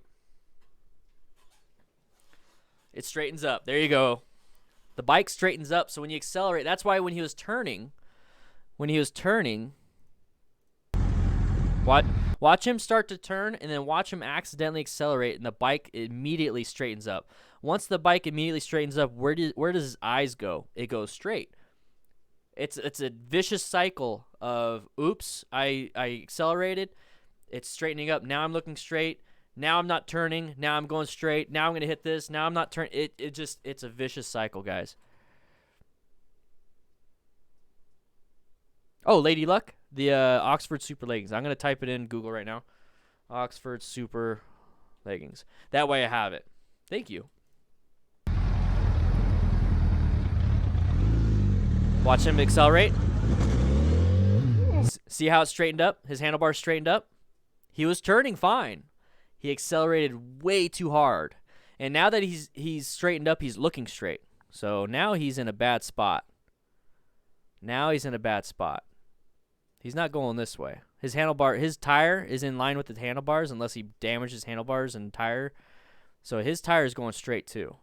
So at this point, you either brake. I would brake because there's no room right now to commit to the turn. It's just an oopsie. So now pull in the clutch. He's pulling the clutch. Roll off the throttle. Apply the brakes. He's not going fast enough to not be able to make the stop. But to prevent that, have proper throttle control. And you learn that in class. You definitely learn that in class. And the best way to learn proper throttle and clutch control is slow speed maneuvers. If you're good at slow speed maneuvers, you're going to be better at fast speed maneuvers. Nobody I know is terrible at fast speed stuff if they're good at slow speed stuff. So if you're good at slow speed maneuvers, especially in a parking lot, and you're like just killing it with the clutch and throttle and braking, counterweighting, you're going to be good at faster speed, okay? It's very easy to be decent at fast speed stuff, but then take those people to a parking lot and say, hey, can you do a figure eight within a 10-foot box? No, they're not going to be able to do that. Or 20-foot box, sorry. Okay. Shorts. Okay. Nossa, apertei o freio. Ooh. All right, we'll watch that. Ai, carai. Nossa senhora. All right. What do I say about gloves? When I buy my bike Thursday, I have to take the highway right away. Lady Luck, if you're buying the bike from the dealer, see if they could deliver it to you. Yeah, dude, that's good. That's good. We'll do some stuff. I'll test you. I'll test you. All right, so first of all, dang it, I pushed the wrong button. All right, so first of all, he's doing wheelies. I'm glad he's doing it in an area of no traffic. So there you go, good for him. But if you're gonna be doing something high risk, high skill, wear full gear. Nice watch. Wear full gear, okay? Definitely wear full gear because there is an opportunity to crash. Is he wearing Nikes? Dang it. All right, so let's slow it down a little bit. Are those Nikes? Oh my gosh.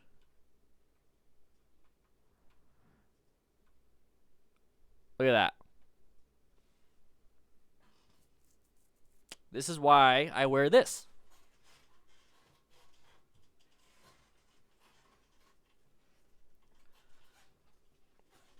Wear this. On the inside, let's go ahead and switch it over. On the inside of this, get out of the way. See that puck? That's your ankle puck. That's protection. This is protection. That's protection. This right here, protection. Guys, you need to have gear, okay? Need to have gear because right there, that's a crushed ankle. Who here rides a bike that weighs at least 400 pounds? Do you think your body can handle it? Who here has slammed their hand in a door and thought they broke their hand? Quite close, actually, or whoever broke their hand in a door. That's a door. This is a 400-pound bike that is hot, that will burn you instantly. The moment it touches you, instant burn. So right here, this is why you need to wear gear. Okay. Let's go back. Obviously, look at his hand. So that's road rash on his left leg, easily. And blammo. Oh.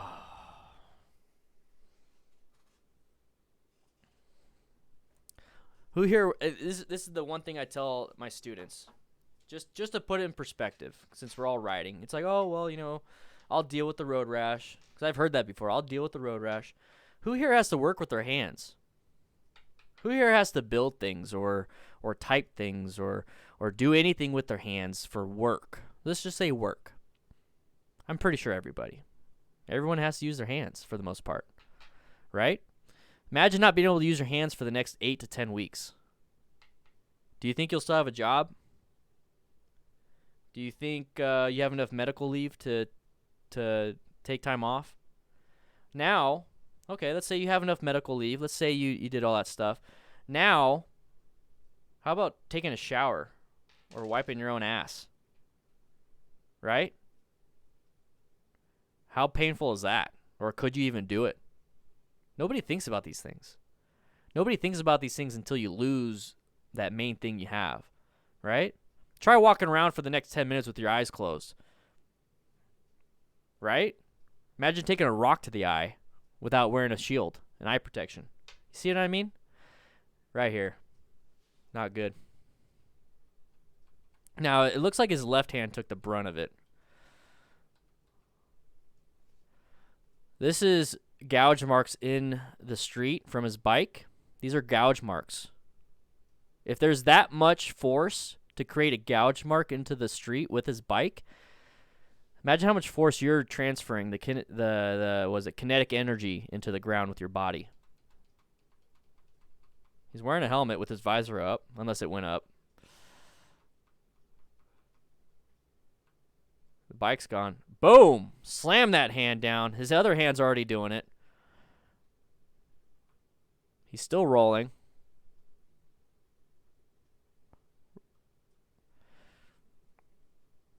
That is a level 2, that's level 2 road rash. That's a grade 2 road rash, level 2 road rash, however you want to say it.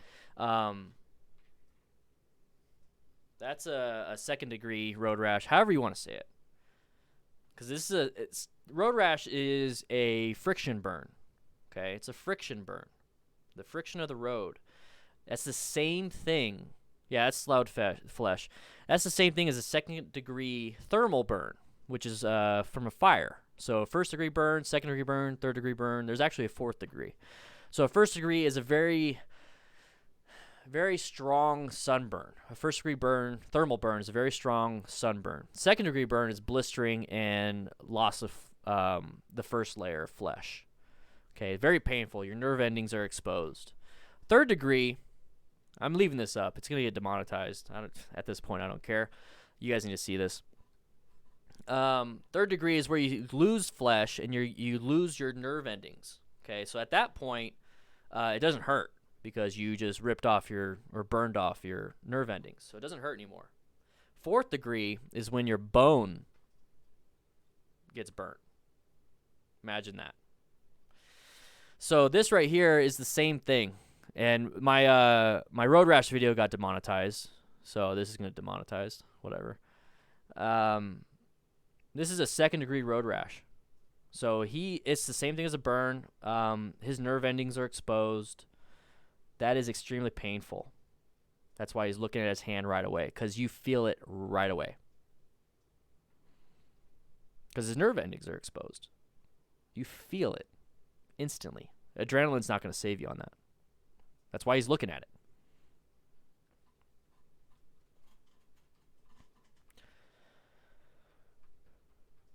Now he's going to put his hand down, because that's the natural reaction to get up. It's going to be painful.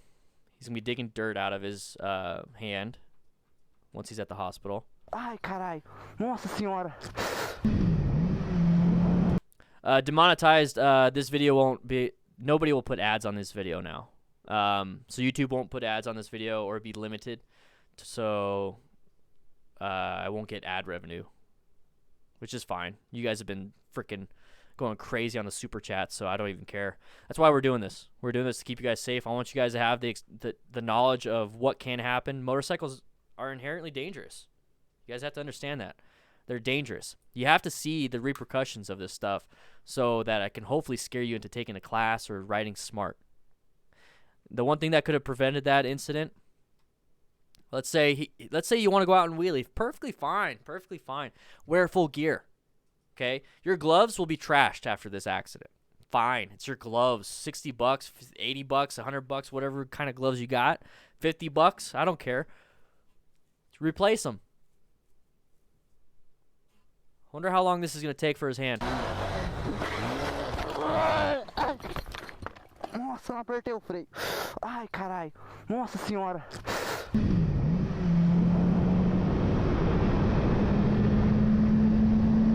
The Blasian Asian. That's what it says. Whoa! Did you see that? Yeah, he slowed down after that. Oh! Very smart of him. Very smart of him. What the fuck? Get off the road at this point. Get off the road. Oh, he hit a hydrant. Hey. It's a wet hydrant. Oh, geez. 200 kilometers an hour. Somebody do the math on that one while we go back. 200 kilometers an hour. Somebody do the math. Turn it into miles per hour for me. Let's go back. Yeah, the seams are very... Yeah, the man got air. The car got air. So he was hauling ass. Caralho. Nossa senhora. I don't know if they're racing or the car thought he could race. This right here, the RXR railroad tracks. 120 miles an hour, 124 miles an hour. Jeez, that's insane. That's just ridiculous. That one's going to be a good accident. We're going to watch that one after this one. So, railroad tracks coming up. This is an obstacle that I talked about. Getting your butt off the ground, right? Get your butt, or not off the ground, get your butt off the seat. Lift up with the pegs. Get your butt off the seat because you're going to bounce. You're going to bounce. What do you think happens? It's coming up.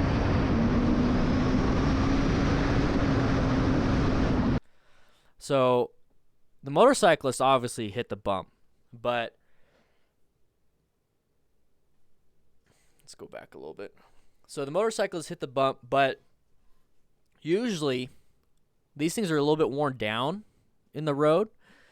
The thing is, way off on the right in lane position 3, they're not really worn off. Okay, it's probably bigger. It's probably in line with the sidewalk, and then it kind of lowers down to be more in line with the street, and then it goes back up. So his part isn't probably that big. This car launches because he probably hit a spot that is really big. There's no lifting your butt up for this one. So he got some good air. So at this point, yeah, start slowing down. You just take the bump. Man, you're freaking crazy. I had to lift my butt up today. I went over a train track, and I was like, oh, man, I just did that earlier. I just made a video on that. It makes a huge difference because you don't want to get bucked off. You never know how big that bump is. So at this point, just start slowing down. So that's what this guy does. He's like, oh, shit, I just saw this car launch, man. I'm slowing down. This guy doesn't know what he's doing. So he's applying the brakes in the turn. Remember, as a motorcycle rider, learning all these techniques made me a better car driver. So at this point, I need to start thinking to myself, I'm turning. I'm not going to have the best traction because I'm also turning. Remember, there's 3 things to turning with traction, or 3 things with traction is turning, acceleration, deceleration. Those are the 3 things that play a huge effect on traction. So if you're turning, you're already taking up a portion of your traction. You're braking, then you're taking the other portion of your traction. So if you just turn without accelerating or decelerating, you're giving 100% of your tire traction to turning. You start adding deceleration, so now you're sharing the load. If you're going too fast and you're trying to decelerate even quicker, you can't turn very well. Now you're slowing down. It's just this huge ratio that you have to start playing around with. This is the advanced stuff that you guys need to take an advanced class for, so you have a better understanding of why people crash. So this guy is going way too fast into this turn, and he's going to try to slow down. This motorcyclist recognized, oh, this is no good. So he's going too fast. This truck, it's not his fault, really. I mean, it kind of is. He's going to get ticketed for it. But this truck looked and didn't see anybody. It's a black car. Didn't see anybody. Lots of lights. And it's a curve. So he can't see around the curve very well. And that's what you need to think about as a motorcyclist, is that if you're in this lane over here, it's a curve, and cars won't be able to see around that curve when they want to pull out. So start thinking about rider behavior in that aspect.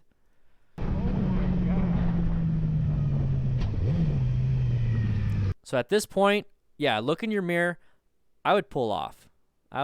Here. For one, because there's not much of a path for you to go, and you could probably get around all this stuff going through the parking lot. And 2, I would park, and I would see how this guy's doing. Well, first this guy, because he's way over here. He's closest. I'd check him and do some triage real quick. I'd see how he's doing. Go over here, see how he's doing, if I can get across safely. And if everybody's okay, obviously call 911 as soon as I can. Once EMS personnel show up on scene, I mean, I'm done. I don't need to do any more.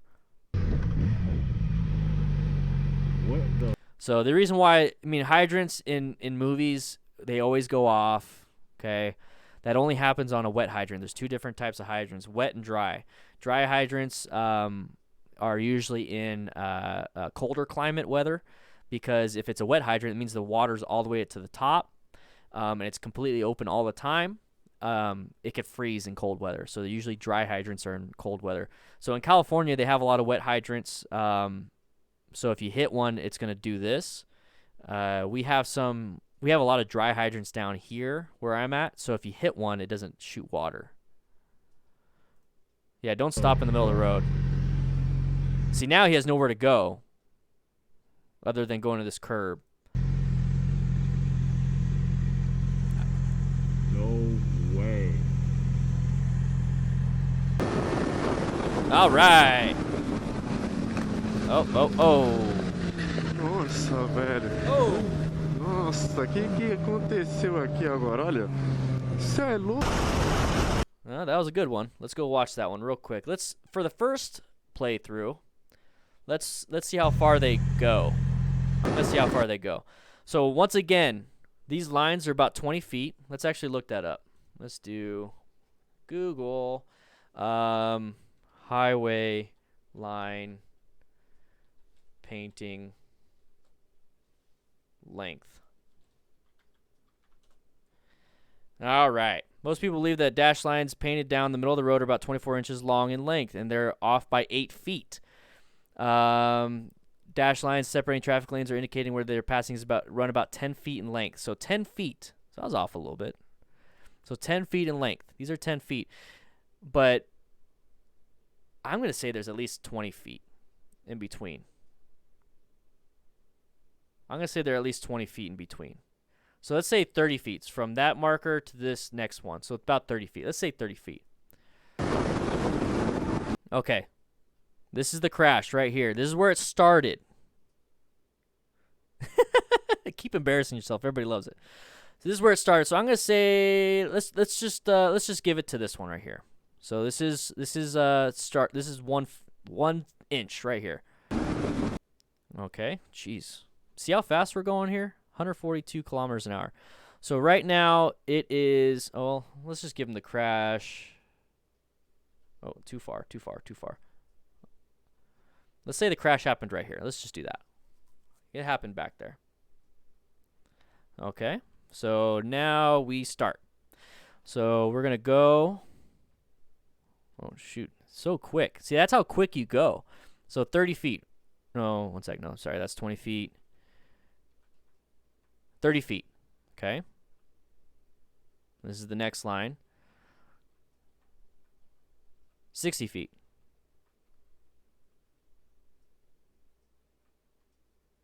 Oh, too far. Let's go back a little bit. See, that's how, if you're going this fast to where I can't even, stop you frame by frame by frame, it means you're going too fast. So that's 90 feet. He's still rolling. Let's see. And he's still, are those Nikes? Those are probably New Balance. No, I think they're Nikes. I swear. Nikes are not appropriate attire. 90 feet. Right? Or did I skip one? Is that 120? 90 feet. Jeez, it's okay, let's just assume that he's going about 6,000 feet. All right, no, he's probably sliding about 200 feet. Okay, 200 feet. That's way too long. No way.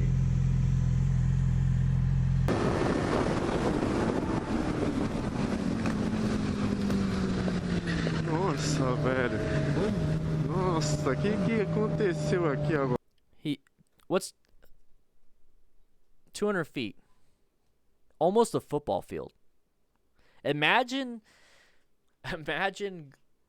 getting drug by anything, like a truck or whatever, going 100 miles an hour. And they put you, yeah, two of them. He probably hit somebody or they're on the same bike. I don't see two bikes. Let's say somebody ties a chain to you and it's on a truck and they start you on next to the goalpost. Well, no, that's an extra 17 feet. At the 0 yard line. How about that? 0 yard line. They drag you 2/3 of the way across within 3 seconds. So at 100 miles an hour, roughly. That's what that feels like. But you're not on grass. You're on sandpaper. Yeah. Agora, olha, isso é louco.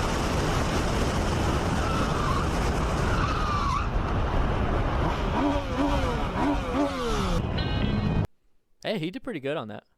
2 riders fell. Yeah, 2 riders fell. So let's watch that one more time with the information we have. So 2 riders fell.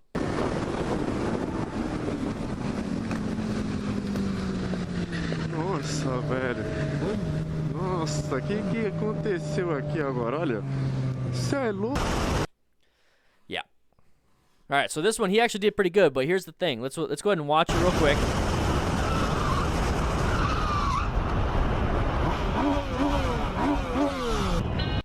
Okay, the reason why I said he did good Aqui agora, olha, isso é louco.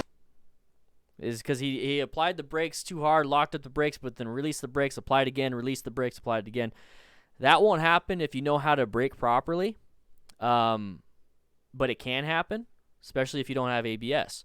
But here's the one thing I don't like, guys. These are mechanics gloves. These are mechanics gloves. They don't offer the protection. This will give you 1/4 of a second worth of protection. This isn't protection. Don't wear these. You might get a good grip, but you can get a good grip with real motorcycle gloves. So when I see this, I just see a helmet. I don't see any protection. This is no protection. This is just like wearing jeans. And he's obviously not wearing a shirt. This guy right here, he's switching like all the lanes, I think, getting into his lane to apply the brakes. So if I saw this guy go from this lane to this lane, and he's still not slowing down his turn, that's where rider or driver behavior comes into play, is that I know he's coming into my lane. So I'm slowing down and rolling off the throttle, and I'm starting to apply the brakes nice and gently. So now I can start getting that front end with a little bit of weight. So if I have to, I can start squeezing it in. But here's the thing, is that he grabs the front brake with one finger. Okay? With one finger. Your middle finger has a lot of power. Your middle finger, I don't want to be flipping people off. Whatever, I'm demonetized anyways. Your middle finger has a lot of power. So when you reach with just one finger, this is a bad habit. You reach with one finger and you apply the brakes. He still has a lot of weight on that throttle. He still has some throttle going. So what you need to do is that's a bad behavior that you'll learn to stop doing in a class. They'll teach you, and they'll actually yell at you for doing that. And that's a behavior I had before I started taking classes. So now what you do is you have full grip on the throttle, you reach out, and then you apply the grips. If you can't reach out with your full hand because it's too far away and you can only grab it with one finger, you need to get new levers. You need to get adjustable levers. That's how you prevent that issue, okay? Another thing you can do is you can reach out with that middle finger, but you still need to start grabbing. So with that middle finger, it's longest, you start pulling in the brake, then you need to wrap the rest of your hands around it since you pulled in that lever towards you. Now it's a shorter distance. Now grab the rest with your fingers. So he's applying with just one finger. So he's locking up probably his rear tire. Okay. So he's not applying a lot of pressure to that front brake lever. He's applying a lot to that rear tire. He smashed it. So he's starting to slide with that rear tire. He hears the rear tire. He's starting to lose control, so he releases the rear tire or rear brake so that it's not locked up anymore. But then he's realized, oh, crap, I'm not slowing down enough. He does it again. You see how, let's go back. I want you to see his, I want you to take a look. See how he's in line right now? He's perfectly in line. Perfectly in line. When he applies that rear brake, you see the bike's not in line anymore. That rear, he's starting to slide a little bit.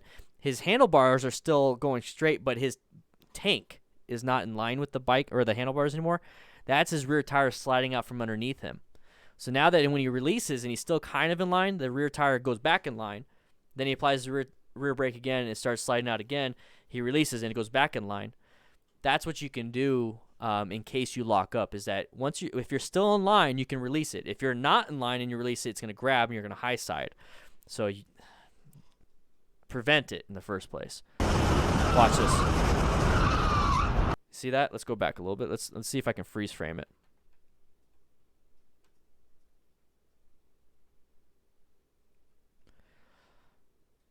He's fishtailing. You could barely tell, but there's his tank is not in line with his handlebars.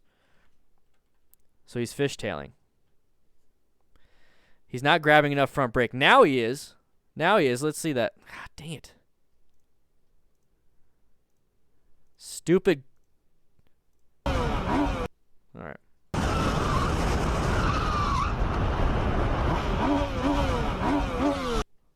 Yeah, that was improper braking.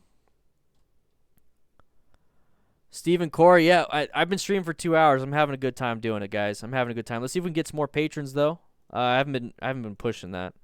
Whatever, I don't really care. There you go. There's the links to everything. If you want to get a link to the Discord, ebook, Patreon, all that stuff.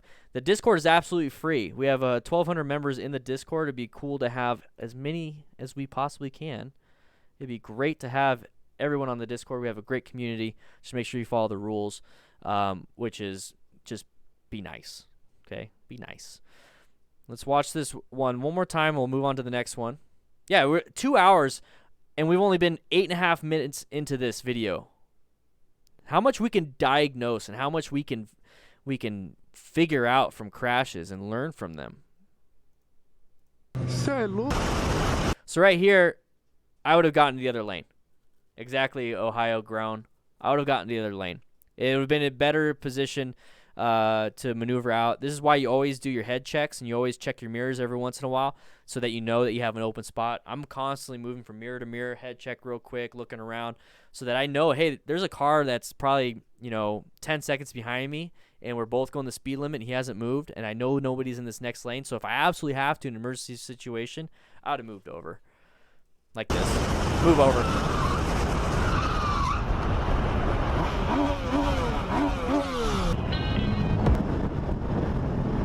Oh, shit. Oh, okay, thank God. That was not as bad as I thought it would be. Okay. This guy's going way too fast. Let's watch that one more time. These are short clips. Okay. So this guy's going way too fast, and this guy is riding the same lane. Or the same line. There you go. That's what I mean. This guy's riding way too fast for the turn. He's having to now all of a sudden straighten up and apply the brakes. This guy's riding the same line. Don't do that. If you're going to ride the same line, because it's the best line, like if he's doing a really good line and you're riding the same one, that's fine, but get back more. Get back. They're not riding staggered, so they're obviously not riding, the same ride. This guy's just doing whatever he wants to do, and this guy's just following. So if he's going to follow that line, make sure you have enough room in the back in case he screws it up. So you're not screwing it up with him. So he screws up with this guy, but he has the better reaction time because he's choosing stuff and he's following. So he got lucky that he didn't go and hit this thing head on and probably die. Yeah, exactly, Walter. Exactly. So right there, he dumped it. That's just a matter of losing traction. So he bumps pretty hard. Let's see if he actually grabbed a fistful of brake. He's grabbing the brake. That's probably it.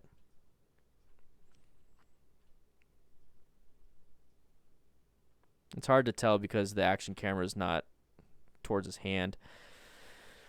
He grabs a fistful of brake. While he hits this guy, I'm sure this guy stayed up. So a fistful of brake, not good. Wheelies in, okay. There it is. Not much you can. Oh, this one we've already seen. We'll just go through it.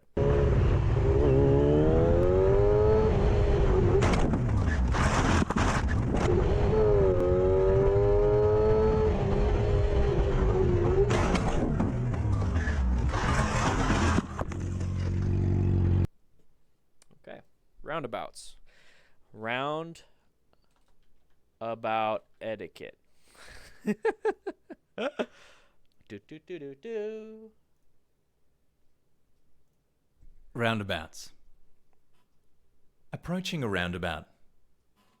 When you approach a roundabout, you must use your indicator if you intend to turn left or right or make a U-turn at the roundabout. You must give other road users sufficient notice of your intent to turn. This is for those that don't know. Entering a roundabout. When entering a roundabout, you must slow or stop to give way to any vehicle already in the roundabout. You must also continue to use your indicators if you intend to turn left or right or make a U-turn. Yeah, it would be. I should probably do a video on that. All right. Turning left. There we go. So this is what I saw. So this is going to explain what happened in that accident and why the driver was at fault. Now, the motorcyclist should... I want to take that back. This was the driver's fault. The motorcyclist, the only thing he could really do at that moment is crash and then wear full gear. So this is one of those freak accidents where having full gear will definitely be very helpful. Okay, roundabouts are just like intersections. So an intersection and curves, dangerous area. When turning left, you must indicate left on approach and be travelling in the left-hand lane unless there are road markings with other instructions. Stay in the left lane and exit in the left lane.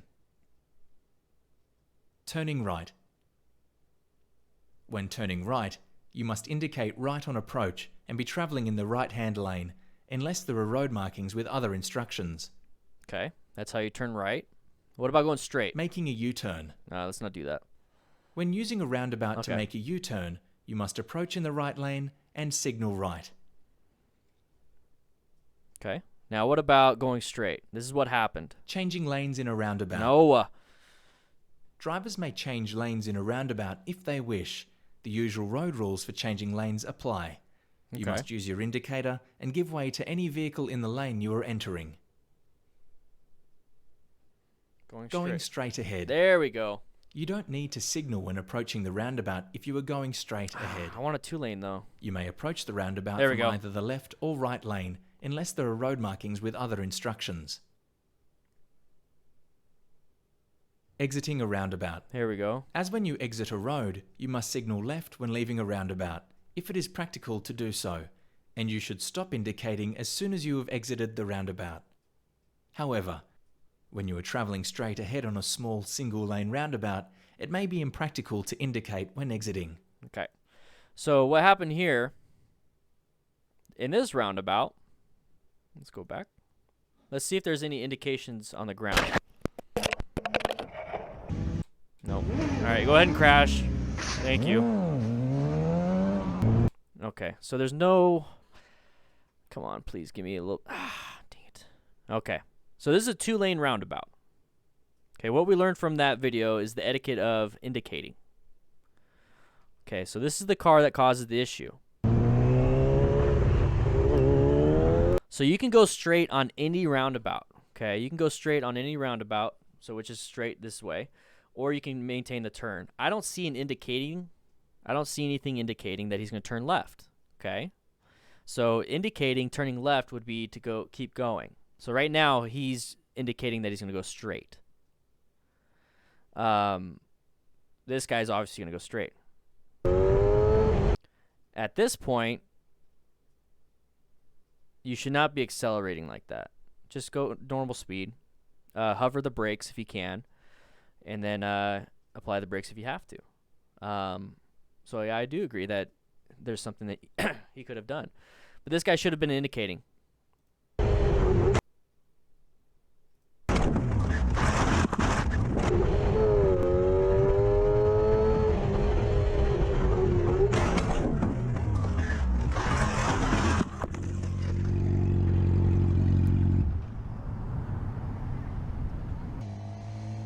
Roundabouts are just freaky. Roundabouts are just freaky. I think, yeah, they're both in the wrong lane, right? Yeah, so it's a pretty bad spot. It's just freaky. Intersections and roundabouts are just like a longer intersection, and that right there puts you in a bad spot. So the best thing you could possibly do in that situation is not be next to traffic.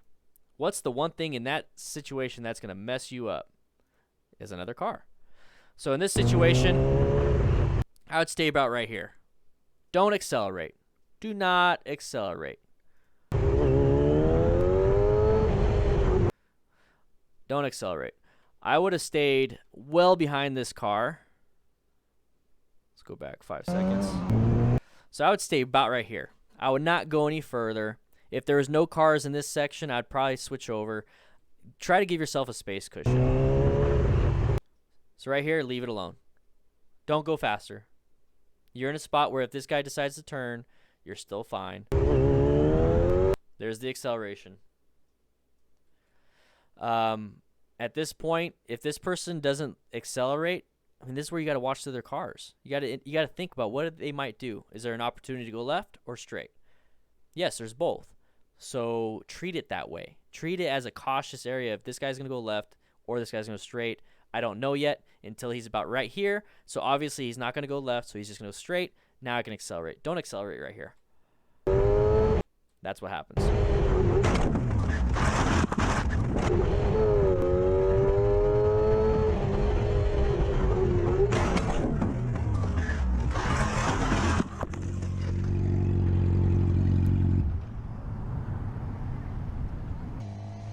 All right, so let's watch this one. Lane filtering.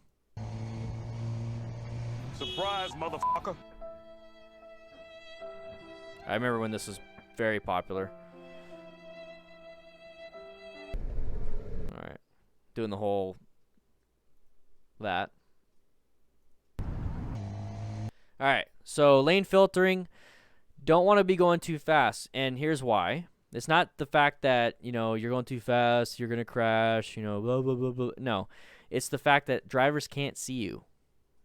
They can't see you when you're going that fast. So go a little bit slower than that. Obviously, traffic is at a standstill, so you're still going to be at the front at some point, and they're going to be in the back.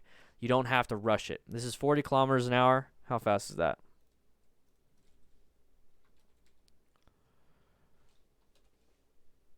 $25 miles an hour. So it's not that bad. But what's the thing is that you're supposed to go, what, 10 miles an hour over traffic? Or something like that? It's not even legal in a lot of states. It's only legal in, what, Utah?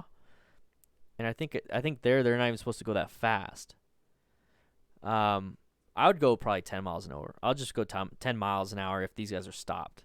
Just go slow because of that. Now let's see what's going over here.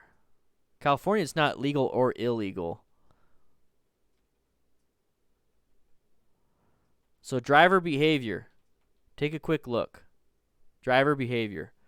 If you were this driver right here, if you were this driver and your lane right here was not moving and this lane is moving slowly, what do you think you would want to do if you had this big gap?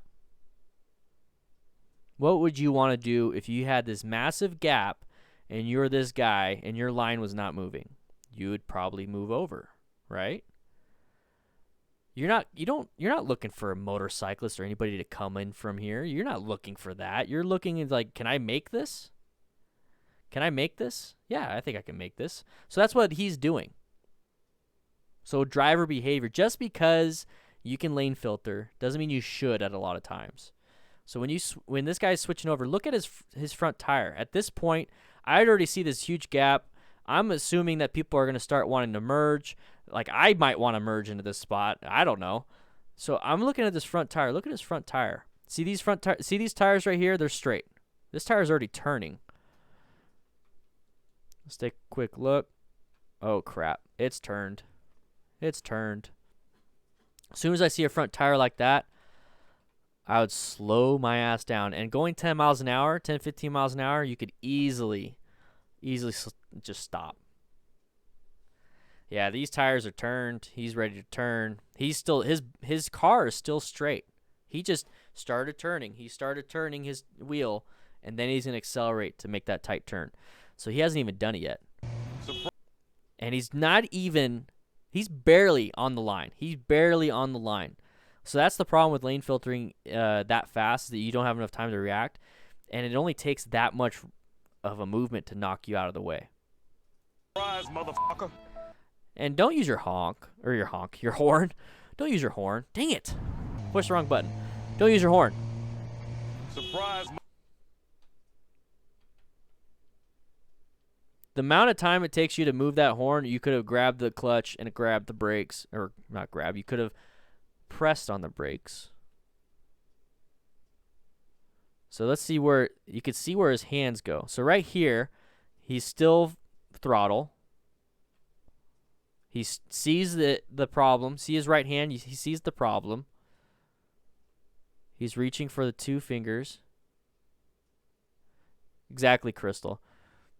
So now there's brake.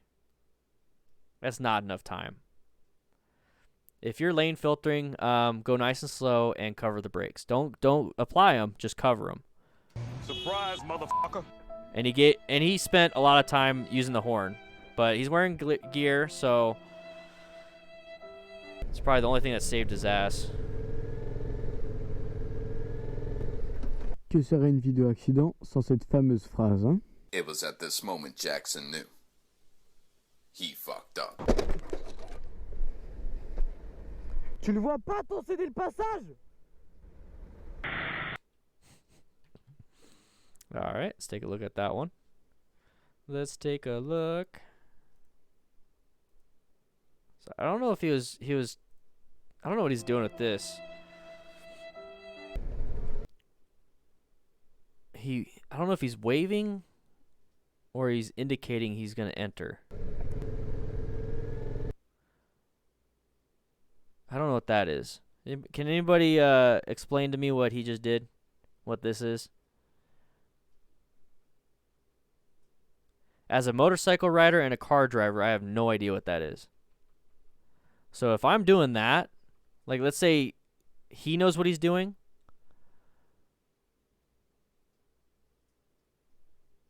Turn his headlights on. Blinkers on. Okay. He's telling the guy to signal. Turn lights on. So it's something to do with indication, right? Why is he doing it? Why is he telling the person to do it? Why is he taking his hands off the handlebars in the middle of an intersection to tell somebody else to do something? Why is he so focused on this car, but not ahead of him? This is what I'm trying to get at. Why is he focused on this and not this? Why is he spending so much time to look at this car driver and not what's ahead of him? Watch how much time he spends. Now he didn't see that going. Okay, do your thing. At this point, this guy is starting to enter. That's the entry point. Let's go back a little bit. It's about being famous last words. Famous last words. It's about being right. So let's take a look. So the entry to all these things. Okay, so there's the crosswalk. There's the entry to the he's right here. Here's the entry. What do you think this guy's entry is? That's his entry. This dude just literally entered the roundabout, and he's still focused on this, and he's barely. No, he has his indicator. Watch, you'll see it blink. See? Let's go back. He's got his indicator. There it is. But this guy already entered. Now, he's supposed to yield. Okay, he's supposed to yield. He's supposed to yield to the roundabout. We just learned that with the roundabout etiquette video. He's supposed to yield. The car driver's supposed to yield to the person inside. But it doesn't matter. Who's the one that's on the ground? Que serait une vidéo accident Who's the one on the ground? Come on, I don't... All sans right. cette fameuse phrase, hein? I'll listen to It it was again. at this moment Jackson knew. He fucked up. Who's the one with the damaged bike? Oh, he blurred out his license plate. That's cool. He messed up a Mercedes, right? Is that a Mercedes? But yeah, his bike, and he's on the ground. So at the end of the day, just because the car's at wrong or at fault doesn't mean much. Jeez. Right there, I'd be like, oh, crap. Because I'd be paying attention. I wouldn't care about the guy's blinker. I'm trying to get out of this intersection, this deadly trap. Intersections and curves. This is a deadly trap. Right there, I'm watching this. Oh, crap. He didn't see him until then. You see that? Watch the focus point. So I want you to... Geez. So right in the center is where the chin is pointed. Okay? His eyes might be over here, but right where the center of this is where his chin is pointed. And the way I have my GoPro set up is that where it's pointed is where I'm actually looking. You're still dead. Joan Wall stacks him, but good one, man. So watch this. He's looking right here. Center. Okay, he's not looking at this. So I want you guys to pay attention to that. So we're going to go back. I want you to look at the center and then see the moment he realizes that car.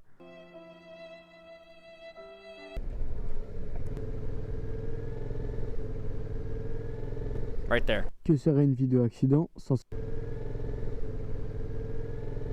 Right there. That's when he realizes the car. Do you think that's enough time? He barely realized the car was there. See, right now he's got his left hand on the hand grip, right hand on the hand grip. In this frame, he starts reaching for the clutch. His right hand's not doing anything. His right hand, there you go, roll off. There's the roll off. Look at that. You see that? So he's reaching for the clutch. The clutch is not going to do much on its own. Okay, you're just going to slowly go into the Mercedes. You need to roll off that throttle. There's the roll off because he's going to reach for that front brake. He's still not reaching for it. There it is. So when you apply the brakes, he's going about 12 miles an hour. Yeah, so luckily this is not that bad. If you're applying the brakes with your handlebars turned, what did you guys learn in the BRC one? Or what have you learned from any of my videos? If your handlebars are turned and you apply the front brakes, what's going to happen? Yeah, the Mercedes is supposed to yield, but he didn't. When you have the handlebars turned with the front brake applied, you're going to drop the bike. You're going to fall. So at this point, jeez. So let's say... right here, I recognized. I would straighten up as quick as I possibly can. Grab, or not, I keep saying grab. Apply that front brake pressure and then really squeeze it because we're only going 10 miles an hour, right? 12 miles an hour. We're only going 12 miles an hour. I'd squeeze it hard. And then I'd let the Mercedes go and then I'd go on with my day. Serait une vidéo accident. I don't care about it. Whatever.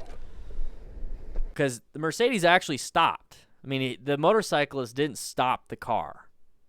You've seen motorcyclists and cars hit each other. The car is going to keep going if he wants to, especially something this powerful. So he realized, oh, crap, right at the last second, same thing with the motorcyclist, so he stopped. There was not a massive impact. So if the motorcycle was able to stop, this guy would have stopped possibly, and you tell him, get the hell out of the way. Tu ne vois pas ton céder le passage? This is, yes, okay, I understand, but this is where he entered. You should have seen that. I understand the anger. Let it out, whatever it is, but get out of the road, too, because there's probably cars behind you that are going to hit you. Best quality ever. Oh, oh, oh, oh.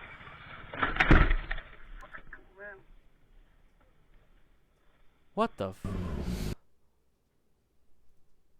That was the freakiest of the freak accidents. It came over the railing. Holy crap. If that's a body, I'm gonna fast forward it. It's luggage.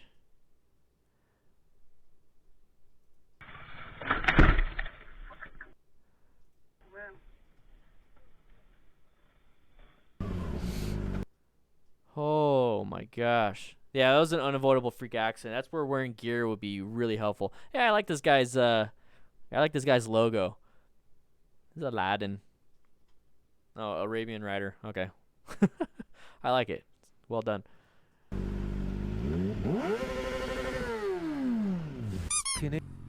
Rev bombing. Sorry, we're gonna go over this one. Since there's a two-parter to this, it's obvious that he finds bad things. The next group ride, I'm not too sure. Tomorrow we'll be doing a group training in the parking lot out here on Houghton. If you want to come do it, it's at 7 a.m. So right here, I just get out of the way where I apply the brakes. Rev bombing does nothing. Holding in the clutch, if you have to get out of the way, I mean, you're holding in the clutch, you're not doing anything. And if you just drop the clutch with the revs that high, you're going to probably wheelie and fall down. So here's another situation. What are you trying to do?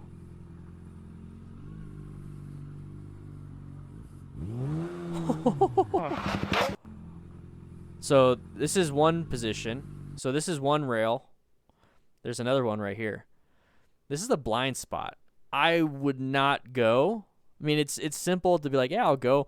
But if I do go, now I'm in an intersection with some freaking heavy machinery. But what's over here? Another one. Another one. Oof. Oh.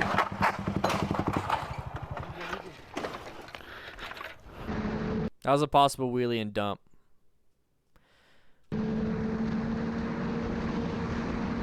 This is miles per hour. Oh, no.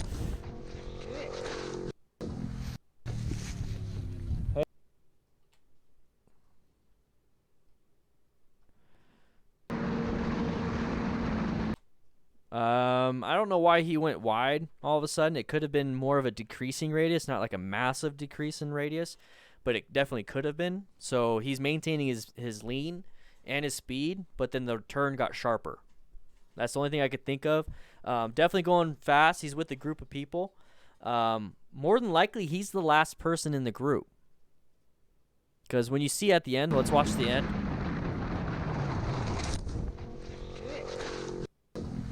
There's nobody. There's nobody there. This is why you have beginners right up front. You have beginners right up front in a group ride, or at least in the middle, at minimum. You never have a beginner rider right in the back because they're trying to keep up with the other riders that are more experienced. So that could be it. I'm assuming that. I'm also gonna assume that. I mean, it looks like a very good road. Maybe he just doesn't have the skill for that turn. Either way, it's not a good situation for him because everyone's going 70 miles per hour. Right? That's over a mile a minute.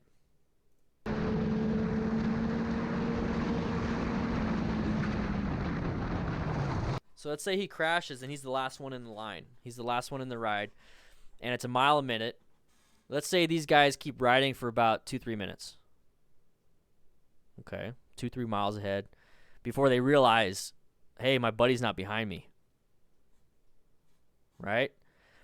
So they turn around, takes them a little bit, or they stop, and they're like, well, maybe he stopped and pulled over, so they wait like 3 more minutes, right?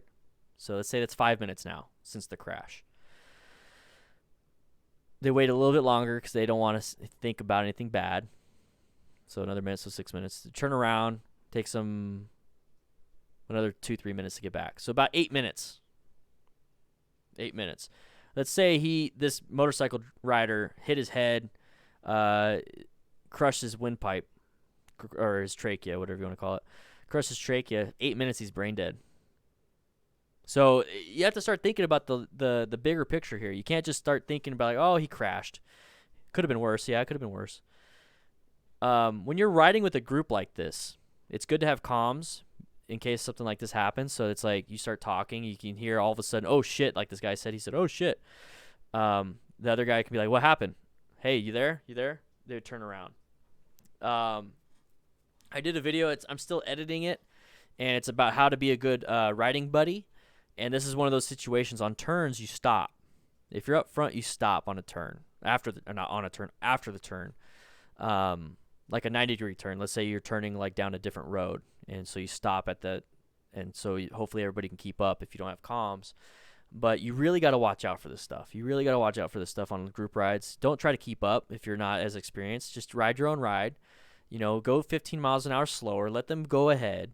If they're good buddies, they'll slow down after the turns, after having fun. And there you go. Don't try to keep up if you can't keep up. There's no shame in that, because this is what happens. Once again, I'm assuming everything. What? Okay. So, oh, that's a low slide already. Yeah, Jennifer, exactly. So this right here, I don't know if this guy's... Yeah, this guy passed, the motorcyclist passed the vehicle slowing down in his lane. So he's passing this vehicle. It's a broken lane, so everybody can pass, but it's also a blind turn. Be very careful on these blind turns. I wouldn't pass in this situation. I always wait for straight line turn, or not straight line turns. That's ridiculous. I wait for straight lanes. Jeez, I can't even talk right now. How many hours? 2.5 hours of streaming. No wonder. I wait for that. I don't do that on turns like this, because this guy, you never know. But this is the beauty of having a motorcycle, not a car. You can use just this little amount of room. So what's happening between this RV, this bus, and the truck that this guy just passed?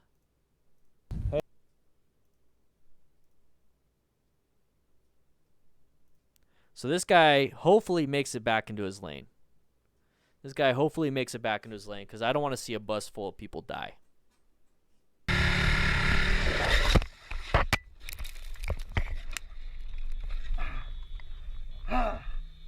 Where's his buddies?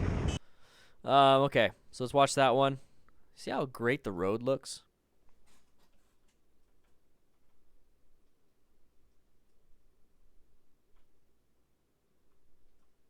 Let's go to this. Come on. All right, where's his tires? What do you think helped cause this accident? Let's take a look at the road. Take a look at the road and see what kind of condition it's in too. Road's not very good. The road is not very good at all. And his tires are on the paint. He's on the paint. It's slick. You're not going to have that mechanical traction, the mechanical grip that you're going to get from the asphalt with the paint. The paint is like water. It removes traction. It's like rain. It removes traction. So he's at a super sharp lean angle. Very sharp. Improper lean angle for this type of turn. He's only going 43 miles an hour. And he's that far into the lean. No, that's improper. There it goes. Lost traction. The bike's just going to fall over. He's wearing leathers. That's good. But look at the road, guys. Look at that road. I understand canyon carving. It's a lot of fun. You're going to have... Do a track day. He obviously has the leathers. He knows what he's doing when it comes to having gear. But let's get some skill. Do a track learner's day. You know, whatever it is. A track practice. Get some motorcycle instruction from professionals, so you can learn how to do stuff like you want to do. Because now he's gonna have to pay for that bike. It's like it's not even that expensive to do a track day the right way compared to this. Whoa! What the fuck? Fuck! I wish they had a little bit more build up to this. Don't go back. Now you're going the wrong way, and you're gonna. Oh, fuck.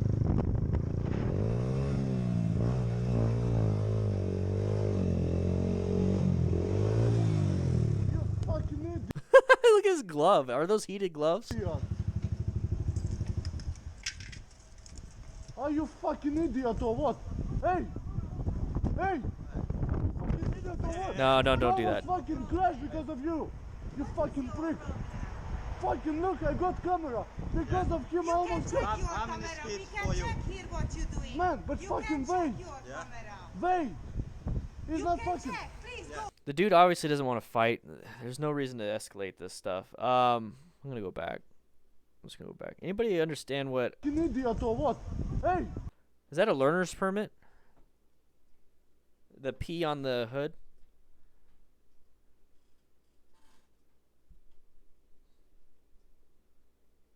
Yeah, you have to start saying that people are wrong. No, Jesus. No. It's like I gotta kick your ass. I gotta get it on camera for the YouTubes. What does provisional mean? I think everything you've been doing is poorly written. Well, terrific. Just like how everything I'm trying to say is starting to mesh together, and I can't speak now because we've been streaming for 2.5 hours. 3 years into driving. Okay, so he's a new driver. He's a new driver. So at this point, I'd be seeing this and be like, dude, you need to. Oh, you almost killed me. You almost killed me. And here's the thing: is if you get in a fight with a helmet, who here has I mean, just think about it. Who here has watched hockey? Who here has watched hockey? What is the one thing they really want to do is grab that jersey and pull it over their head and beat the shit out of them, right? When they pull that jersey over the head, what do you think they have control of? Their whole body. So with the motorcyclist, all this guy has to do is grab that chin mount, and he can yank the dude around easily and just start beating the shit out of you. So if you think, oh, I'm protected, I got a helmet. No. It's better to take your helmet off if you're going to get in a fight. Don't get in a fight. I don't recommend it. It's stupid. Dude, they're going to grab that helmet if they're smart, and they're going to whoop your ass. They're going to whoop your ass. And then imagine grabbing your helmet, pulling your head down, pulling out a knife, and just start shanking you. For what? Because you're pissed? Yeah, it's not worth it. Let's keep going. Let the cops deal with it. Oh, that's improper turning. Whoop. So that was improper turning technique. Alright, so look at his lean angle. Let me go grab. This is going to be a copyrighted material. I don't think he's going to care too much. Alright. Who here has this book? Who here has this book? Highly recommend getting this book. I highly recommend taking the class. I took Total Control 1. I'm going to take Total Control 2 this November. Total Control. Who has this? Let's go ahead and show you what proper lean angle is. And this is why Moto Jitsu is so freaking good, because he's a professional at this. He actually teaches this stuff. Let's see. Let me find the lean angle. There's like there's a picture in here that shows proper and improper turning. Hey, what's up, Toby? Are you the Toby from The Office? Because if you are, I'll treat you like Michael Scott treats you. Just kidding. I've been watching way too much of The Office. Come on. Oh, this is... Okay, slow speed. I'm sorry. I'm going in the wrong spot. Let's go to the index. It's really good. So, and this talks about traction. So everything I've been talking about with the traction and the pie chart, guys, it's very important. Let me find you the pie chart. Okay, here we go. Let's switch it over. It's not really a pie chart. It's more so this right here. So this is all copyrighted material, but whatever. So you got acceleration, deceleration, and corning. All three things of the traction. It shows 4, but it's corning one way and the other way. It's very good to have. That's called traction management. You learn all this stuff from this book. This is steering. Oops, I just hit the thing. So it's very important to learn. It has pictures, guys. It has pictures. I need pictures.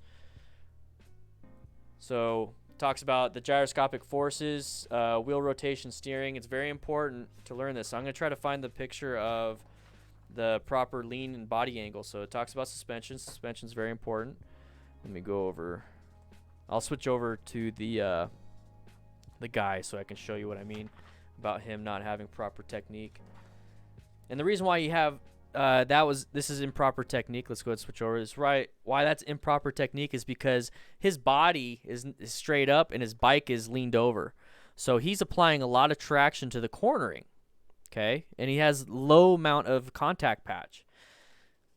And with that, and he's still trying to make the turn, he's going to have less and less and less contact patch, which will allow him to low slide because he is not giving 100% to that. Where is the picture? It's better to find the picture. Picture. You learn all this. There you go. Body positioning. All right, here we go. Let's go ahead and switch back over. Oops, wrong button. There we go. All right, Jonathan. Thank you, man. All right. Okay, so the incorrect body posture is what this guy's doing. You see? Come on. So incorrect. He's more upright. He's looking at the ground. Come on now. So once again, his bike is turned down, and he's looking down. The correct body posture is on the bottom. The bike is more upright. The body is leaned off a little bit more, and he's looking through the turn. That's very important. So when you look at this guy right here, he's doing the incorrect body posture for high-speed turning. He's upright and not looking through the turn, and his tires barely have any contact patch. And this is why he does that. Once again, taking a class. Taking a class is very important because you learn all these things. You learn why. You learn why. You don't just mimic what you see. You actually learn why, so you start applying it better. So he is leaning way too hard. Now, I understand that's kind of how you lean with a dual sport bike like this, like a Supermoto, and then you put your foot out, but you're on the road. There's different techniques for off-road, on-road. On-road, you don't do that. Off-road, you can, because you can put your foot out. So you need to start realizing that that's the difference there.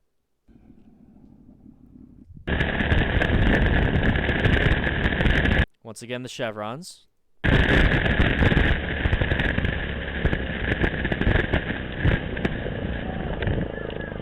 Oh, no. All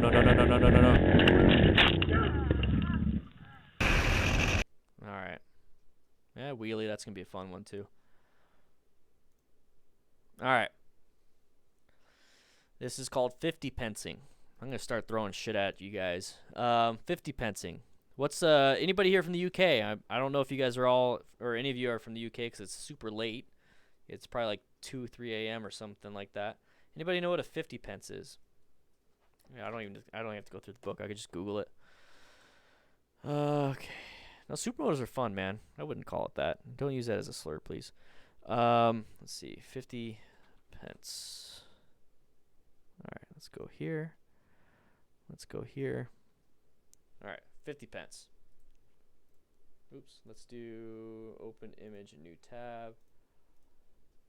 All right, 50 pence. So in a turn, does this look like a turn? No, not really. A turn is pretty much a consistent curve. A 50 pence has multiple curves in it to maintain it. So let's say you're going to take a right-handed turn. So you start from here and you take a right-handed turn. Okay, cool. You're out, right? So you're going up here, right-handed turn. It should be a smooth turn, right? Like a circle. But you see how it's a turn, another turn, another turn. So it's basically 3 turns in it, right? That's what this guy's doing. You'll see it in his hands. You'll see it in his hands because he's turning, straightening up, turning, straightening up, turning, straightening up. That is a massive problem with maintaining a turn, and it's called 50 pensing. So 50 pence. Now what you want to do is let's do quarter. You want to be an American. Just kidding. So you want to do this. You want to go in through the turn and maintain that turn till you get out. You don't want to do this, where you go into the turn, you start turning, you straighten up a little bit, start turning again, straighten up a little bit, start turning again. Don't do that, okay? That's what that is. Now watch his hands. He does a ton of little 50 pences during the turn. When you do that, This curve is not a 50 pence. This curve does not go turn, then straight, turn, then straight. It just turns. So if you're not doing a just turn, if you're not maintaining that turn, you're going to go off the road. So watch his hands, how he straightens up, turns, straighten up, turn, straighten up, turn.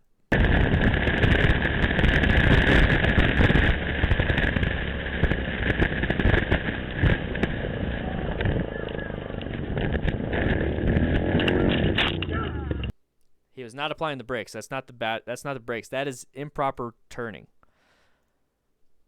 And what happens to that is that you're going too fast. You're going too fast for the turn, and you don't have the skill for it. So you're going too fast for the turn. You don't have the skill to maintain the turn. So you start 50 pensing like that.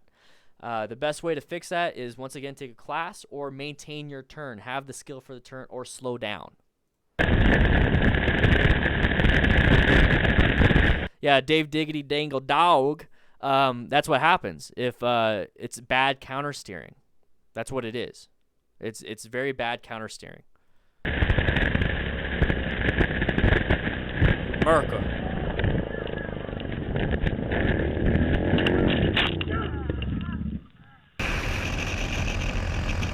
Wheelies. Wheelie, bro. Do it. Do it. Oh.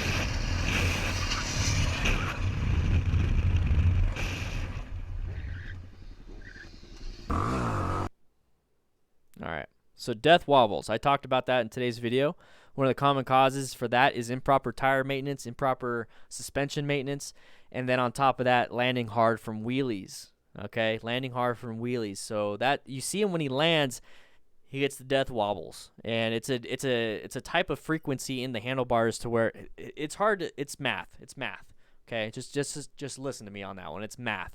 So when he does that, he's trying to correct, but the handlebar's already turned. He's trying to correct. It's already turned. Now you're fighting. You're fighting it. All right.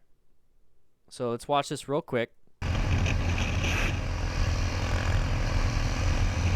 All right. So there's the land. So watch. I'm gonna pause it real quick, and then I'm gonna hit play. So guys, get ready. I want you to see the moment it lands, and you see that what happens to that front tire.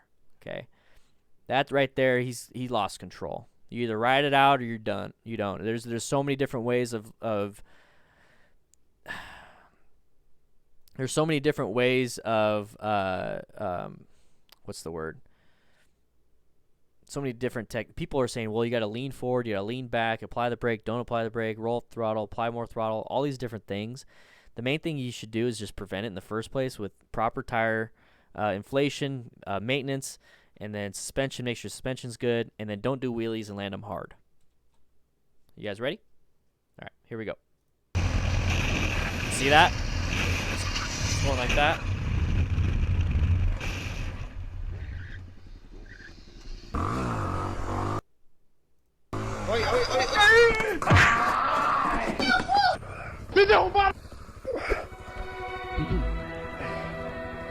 Make sure you guys subscribe. I'll take this as a moment to make sure you hit that subscribe button if you're new to this channel. No, make sure you guys swing by Patreon. If you like it, it's only $1 a month, and it really helps out the channel. I've been streaming for 2 hours, 48 minutes, and 39 seconds. So I'm trying to make you guys safe, but at the same time, this is my full-time job. So if you like what I do, you can super chat, click that little monetary symbol down below, or you can sign up on Patreon for $1 a month. This is the place you do wheelies. What the heck is this?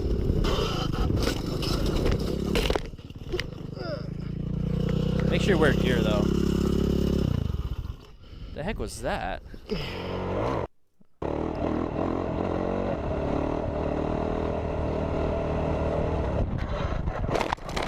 Looped it. So to minimize the injuries he's gonna have, I definitely wear full gear. But I like the fact that he's doing it in an open area. It's obvious that this is where people play around and all that stuff. But what is this? Is this a custom dash? Is that a custom dash? That looks pretty cool. That looks like a little custom. Maybe he broke it and he had to like create his own with his own electrical work.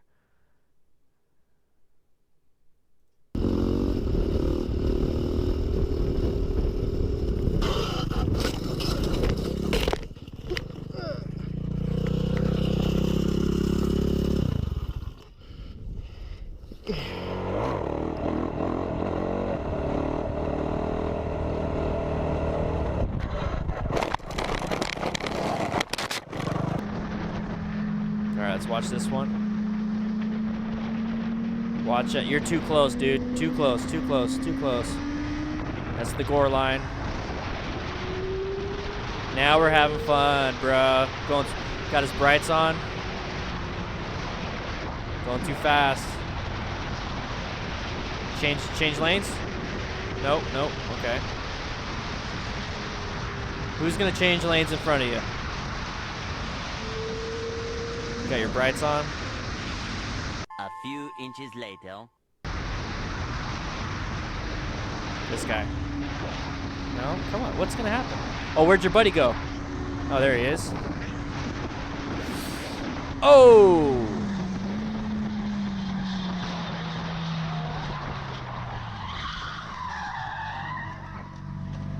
Play stupid games. Play stupid games. Win stupid prizes, boys. Yeah, that's ridiculous. That's stupid. That is absolutely stupid.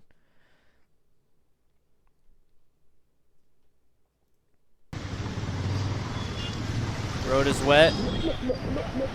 Oh. That's no bueno.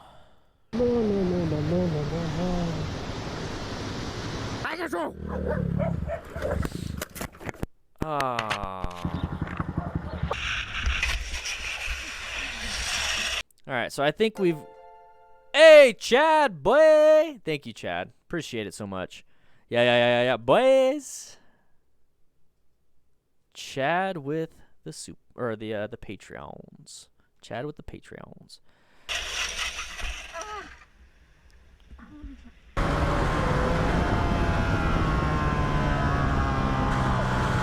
Oh! What the?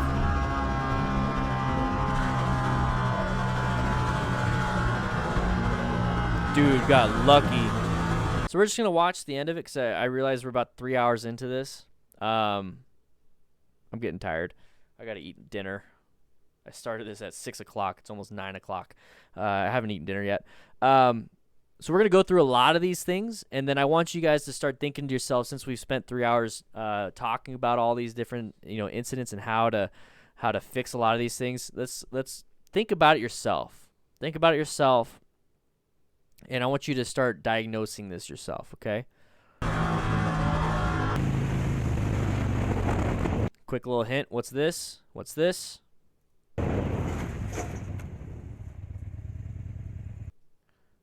That's what happened. Yeah, I'm on this late because my wife is out in... 1 second. My doorbell detected a visitor. She's up in Phoenix visiting family, so I'm at home by myself with my doggo, so it gives me time to just mess around.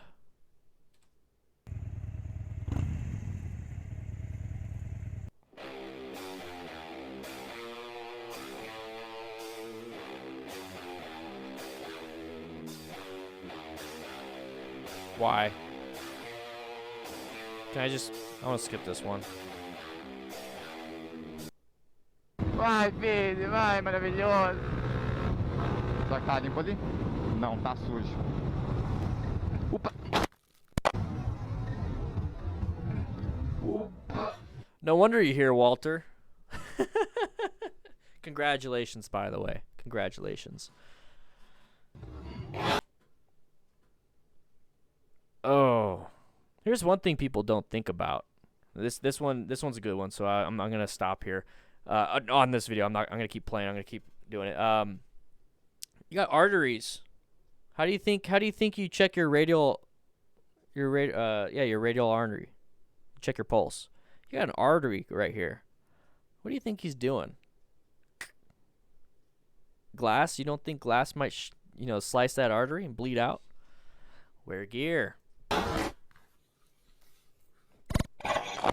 Now car glass is supposed to break off in chunks. It doesn't mean it's not sharp. Still very sharp. Oh, there it is. Look at that.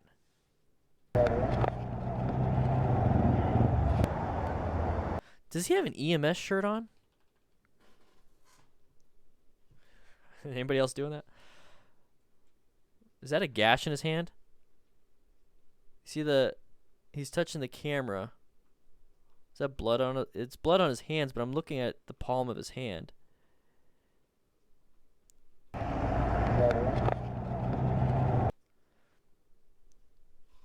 I don't. It might not be for emergency medical services. This might be something different.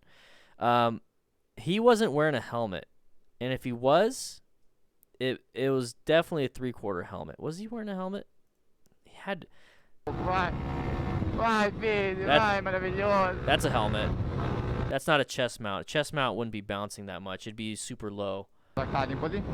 Não, tá sujo. Let's not talk about politics, please. Opa.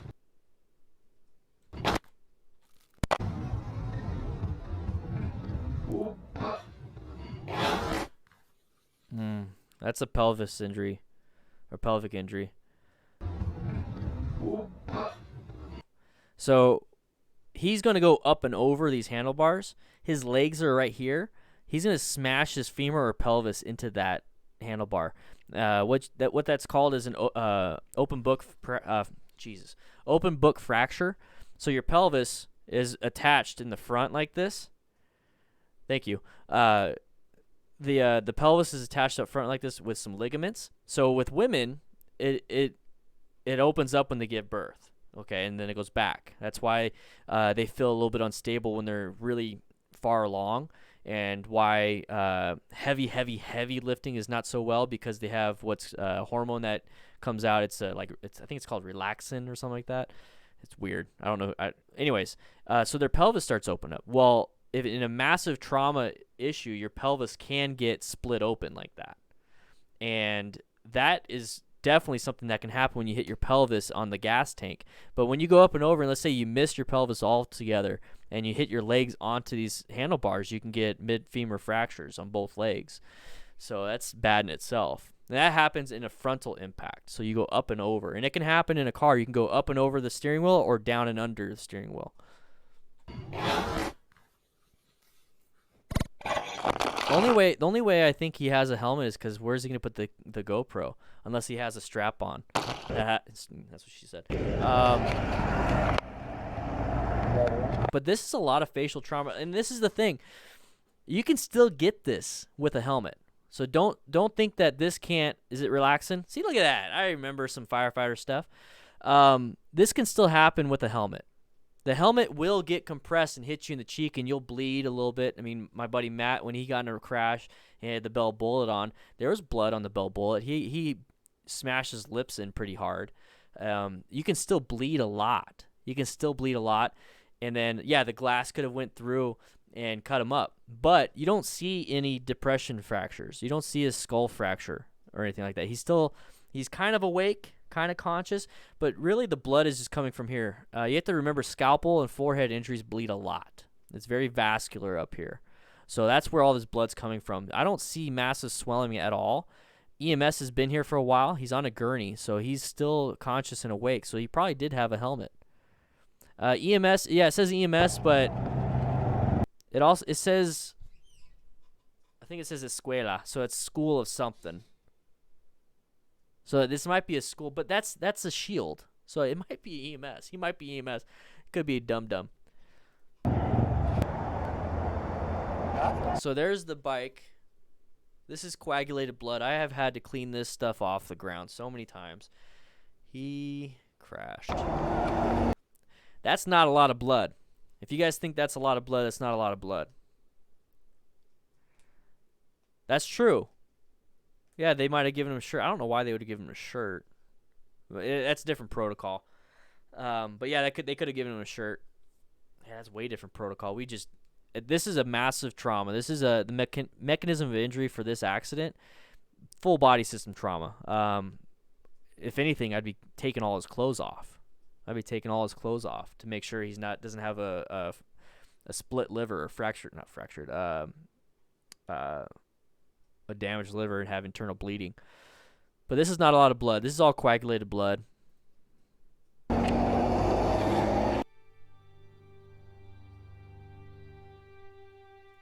Take a look at his tires.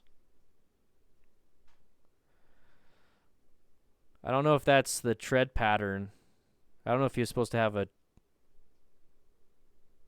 I think these are pretty bald. I think these are bald. You can see the kind of the wear marks here. Yeah, these are bald tires. I want to see more of him. I don't care too much about the bike, to be honest. But you can see the suspension and the whole frontal impact just smashed in. That's his face too.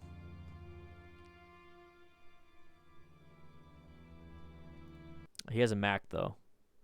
I don't think he was wearing Nikes. He's got a Mac though. That could be it.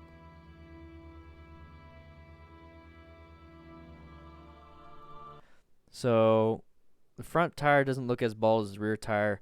He does have crash protection, sliders, but it doesn't help him too much.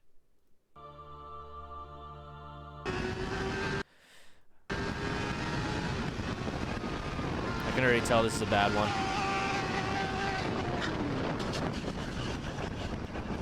Death wobbles. Dude, that guy went like... Caralho, Raif, baitola. That guy skidded across the ground. That's like a game over screen. It's a game over screen. Man, that guy slid forever. Holy crap. So, that's a tank slapper. Yeah, seriously.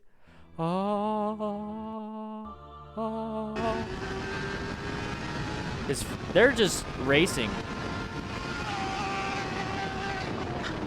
So that can happen with improper suspension and also with bad tires. When you look at your tires, and I'll just use this because it has the indication that I want to show you.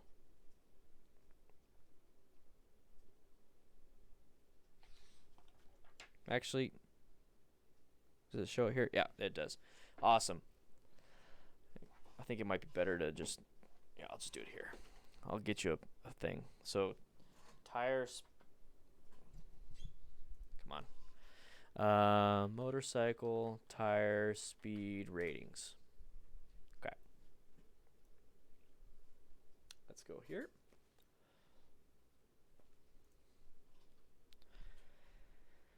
All right. Oh, it's really tiny. I'll read it off to you guys. So here's the thing. You have to also make sure. Yeah, this is a long stream. I'm glad you guys you've been with me. Thank you so much. Thank you, Walterific, for staying since the beginning. Thank you, Crystal. I've seen you since the beginning. I've seen a lot of you guys since the beginning. Dave Diggity Dangle Dog since the beginning with a super chat. 1999. So when you look at your tires, there's tire rating. So the speed rating. So you want to double check your speed rating. Let's go ahead and zoom in a little bit. So here's your tire. So this is section width in millimeters, the aspect ratio, the rim diameter, the load rating, which is very important to know. Okay, so the load rating is very important to know if you're going to have two up on the tires. Everyone thinks, oh, the suspension. Oh, you know, can the bike handle it? What about your tires? Nobody ever thinks about that. So your load rating, okay?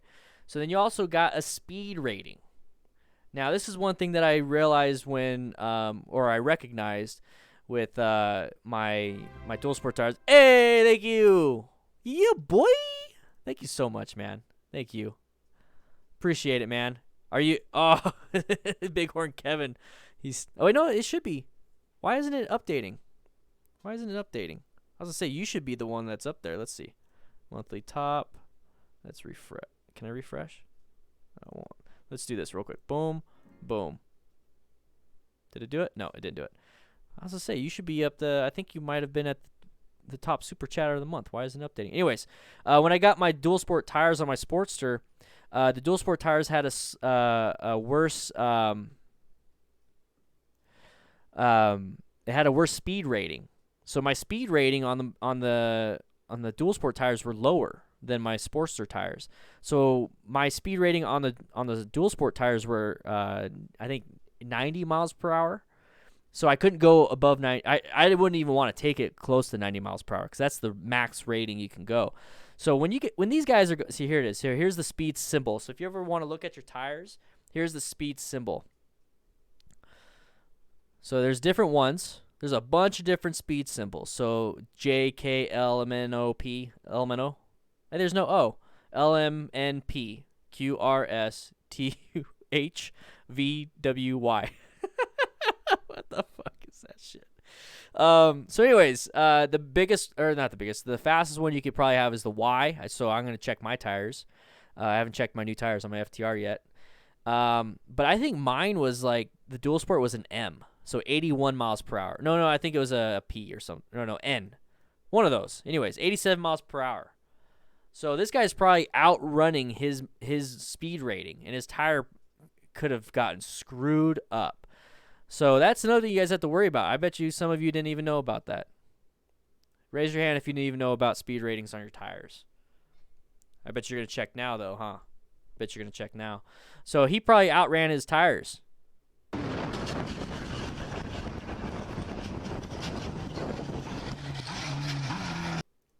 It's those Nikes, man. Caralho, Raif, baitola. It's those Nikes. Caralho, baitola. Caralho,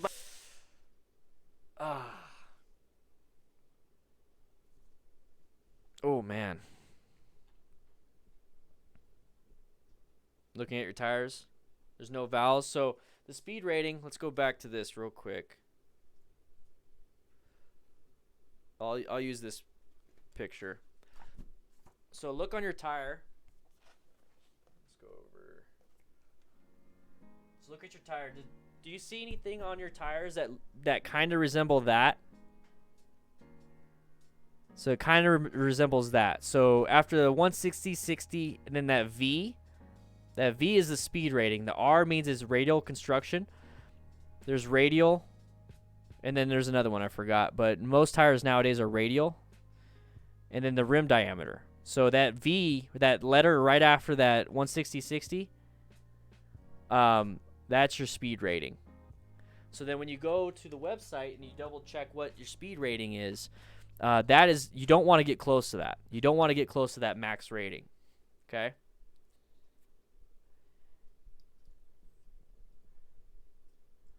Yeah, all the bands are showing. They're still definitely still usable. Just you need to lean the whole time. If you want to go straight, you have to lean the whole time so you actually have traction. Yeah. So this right here, cross ply. Okay. So this right here, he's got road rash. You can barely see it, but he's got, his arms are torn up. You see the different color than from here to this? I don't think he has tattoos. There's different discoloration here and right here than here. So his belly is his natural color. This is not. So he's got massive trauma. Tu tá bem? Ei, tu tá sentindo aonde, viado? Yeah, that's road rash. Tá sentindo aonde, viado? That's first and second degree road rash. Raif. Well, that's the end of that video. So let's watch that. This will be the last one. Let's watch this.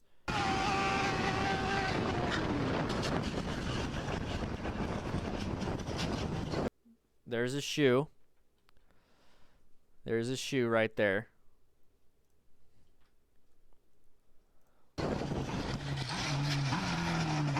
Caralho, Raif, baitola. So let's do a quick little diagnosis of what happened. Let's take a quick look at his body. So this is your initial impression. This is your initial assessment as a firefighter EMT or as an EMS when you walk up to the patient. When I see this is why he's faster than I can. This is what I see. When I walk up to a patient, I just see a patient on the ground, because like the EMS and the ambulance and fire truck and all that stuff are coming up if he's still in this position. Obviously never got up. Okay, I see the massive trauma to his arm. That is a distracting injury because it's like, sure, it sucks, it's road rash. But I would see all this debris all the way up to here. And I'd be like, damn, the mechanism of injury, the thing that really indicates that there's a massive issue going on here. There's more to this than just road rash now. So when I see this, I'm thinking torsion injuries. So is his spine okay? Is his legs okay? His arms okay? Since he had a torsion injury, did his ribs go into his internal organs? Does he have shearing injuries with his internal organs? Because remember, your internal organs are just being held, kind of just held there. So when you shear something, it jerks really hard, kind of like whiplash. So your organs have whiplash, and it could shear off blood vessels. So now you have internal bleeding. Maybe your stomach opened up. Your spleen is a hollow organ. Maybe it's starting to fill up with blood. I don't know. Your liver is a solid organ, so it's very vascular. So if you get a laceration to your liver, you could bleed out quick. So all these different things I'm thinking about when I'm walking up. So right here, it's like, okay, this sucks, but this is not life-threatening. The road rash is not life-threatening. Not right now. I'm going to cut all this stuff off. I'm going to take this helmet off. I'm going to check all his internal areas. I'm going to palpate, see if there's any tenderness. I'm going to check for any pulsating mass in his abdomen. I'm going to check his breathing. If he has any, I can't even think of the terms now anymore. I haven't been a firefighter for a year now. But I'm going to check for his breathing, see if it's lopsided, because he could have a tension pneumothorax. I'm going to check for JVD, tracheal deviation. I'm going to check for bleeding. I'm going to check for all this stuff. Hey, tu tá sentindo aonde, viado? So, I mean, his legs, he could definitely have a femur fracture. He's guarding this right here on his hip and his lower back. There's absolutely no reason to have his arm kind of like this, and he's touching his lower back and his hip. So there's possibly an injury here. Tá sentindo aonde, viado? He's definitely got a concussion. He's definitely got a traumatic brain injury after that. Aí. And that's it. That's it, guys. We spent 3 hours and 12 minutes on a 17.5-minute video. I had a blast. I absolutely had a blast. It was a lot of fun. We learned a lot. We learned what not to do. We learned what to do. I enjoy watching this. I'm just doing this. Like, I mean, I wouldn't spend 3 hours watching a 17-minute video. But I want to explain what it is I see. So I just would like to say thank you to all the super chats. I would like to say thank you to all the Patreon members joining up during this. This is the Discord, guys. We have 1,200 members. We have 1,200 members in the Discord. That link I just posted in the chat is a link for everything. So there's a link to the Discord, the Patreon, ebook, my latest video, all my social media, just on that link, beginnermotorcycletips.com. And you're absolutely invited to the Discord. Discord's absolutely free. So this is live. This is live right here. So, hi guys. There it is. It is absolutely live. Thank you, Walterific, for stopping by. I'm going to check my email, man. I'm going to check my email, and I would love to go up to Maryland and go hang out. We could do a cool, fun safety ride, and I'll help you out. We'll do some cool parking lot practice type stuff. We'll do some cool things, man. We'll figure it out.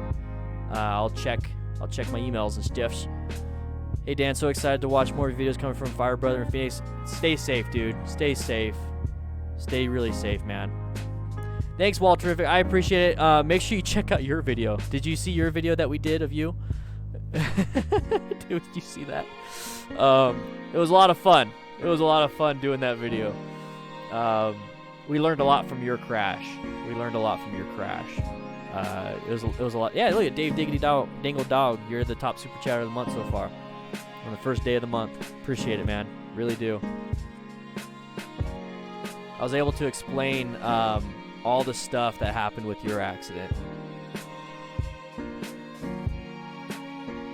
You saw the whole thing? Awesome, man. You're welcome to say or to hang out anytime, man. You're welcome to join the Discord. I'll make sure nobody bugs you like crazy. You can always mute everybody if you want to, but just come hang out. Everyone, obviously, I think you understand as a YouTuber that everyone just super enjoys talking to somebody that has subscribers and stuff. It's a lot of fun. But it's really cool to hang out with everybody. We have a mental health section, so people get to talk about their stuff, motorcycle maintenance, new rider questions. So you can always help out if you want. And we got the crew lounge. We got a bunch of other stuff. But it's good to have everyone. The lounge is the main part. All right, guys. I'll be seeing you later. I'm gonna check my email, man.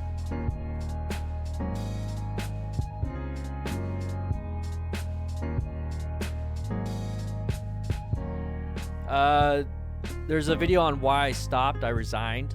I basically retired, and then I became a firefighter because my family. I came from a family of firefighters.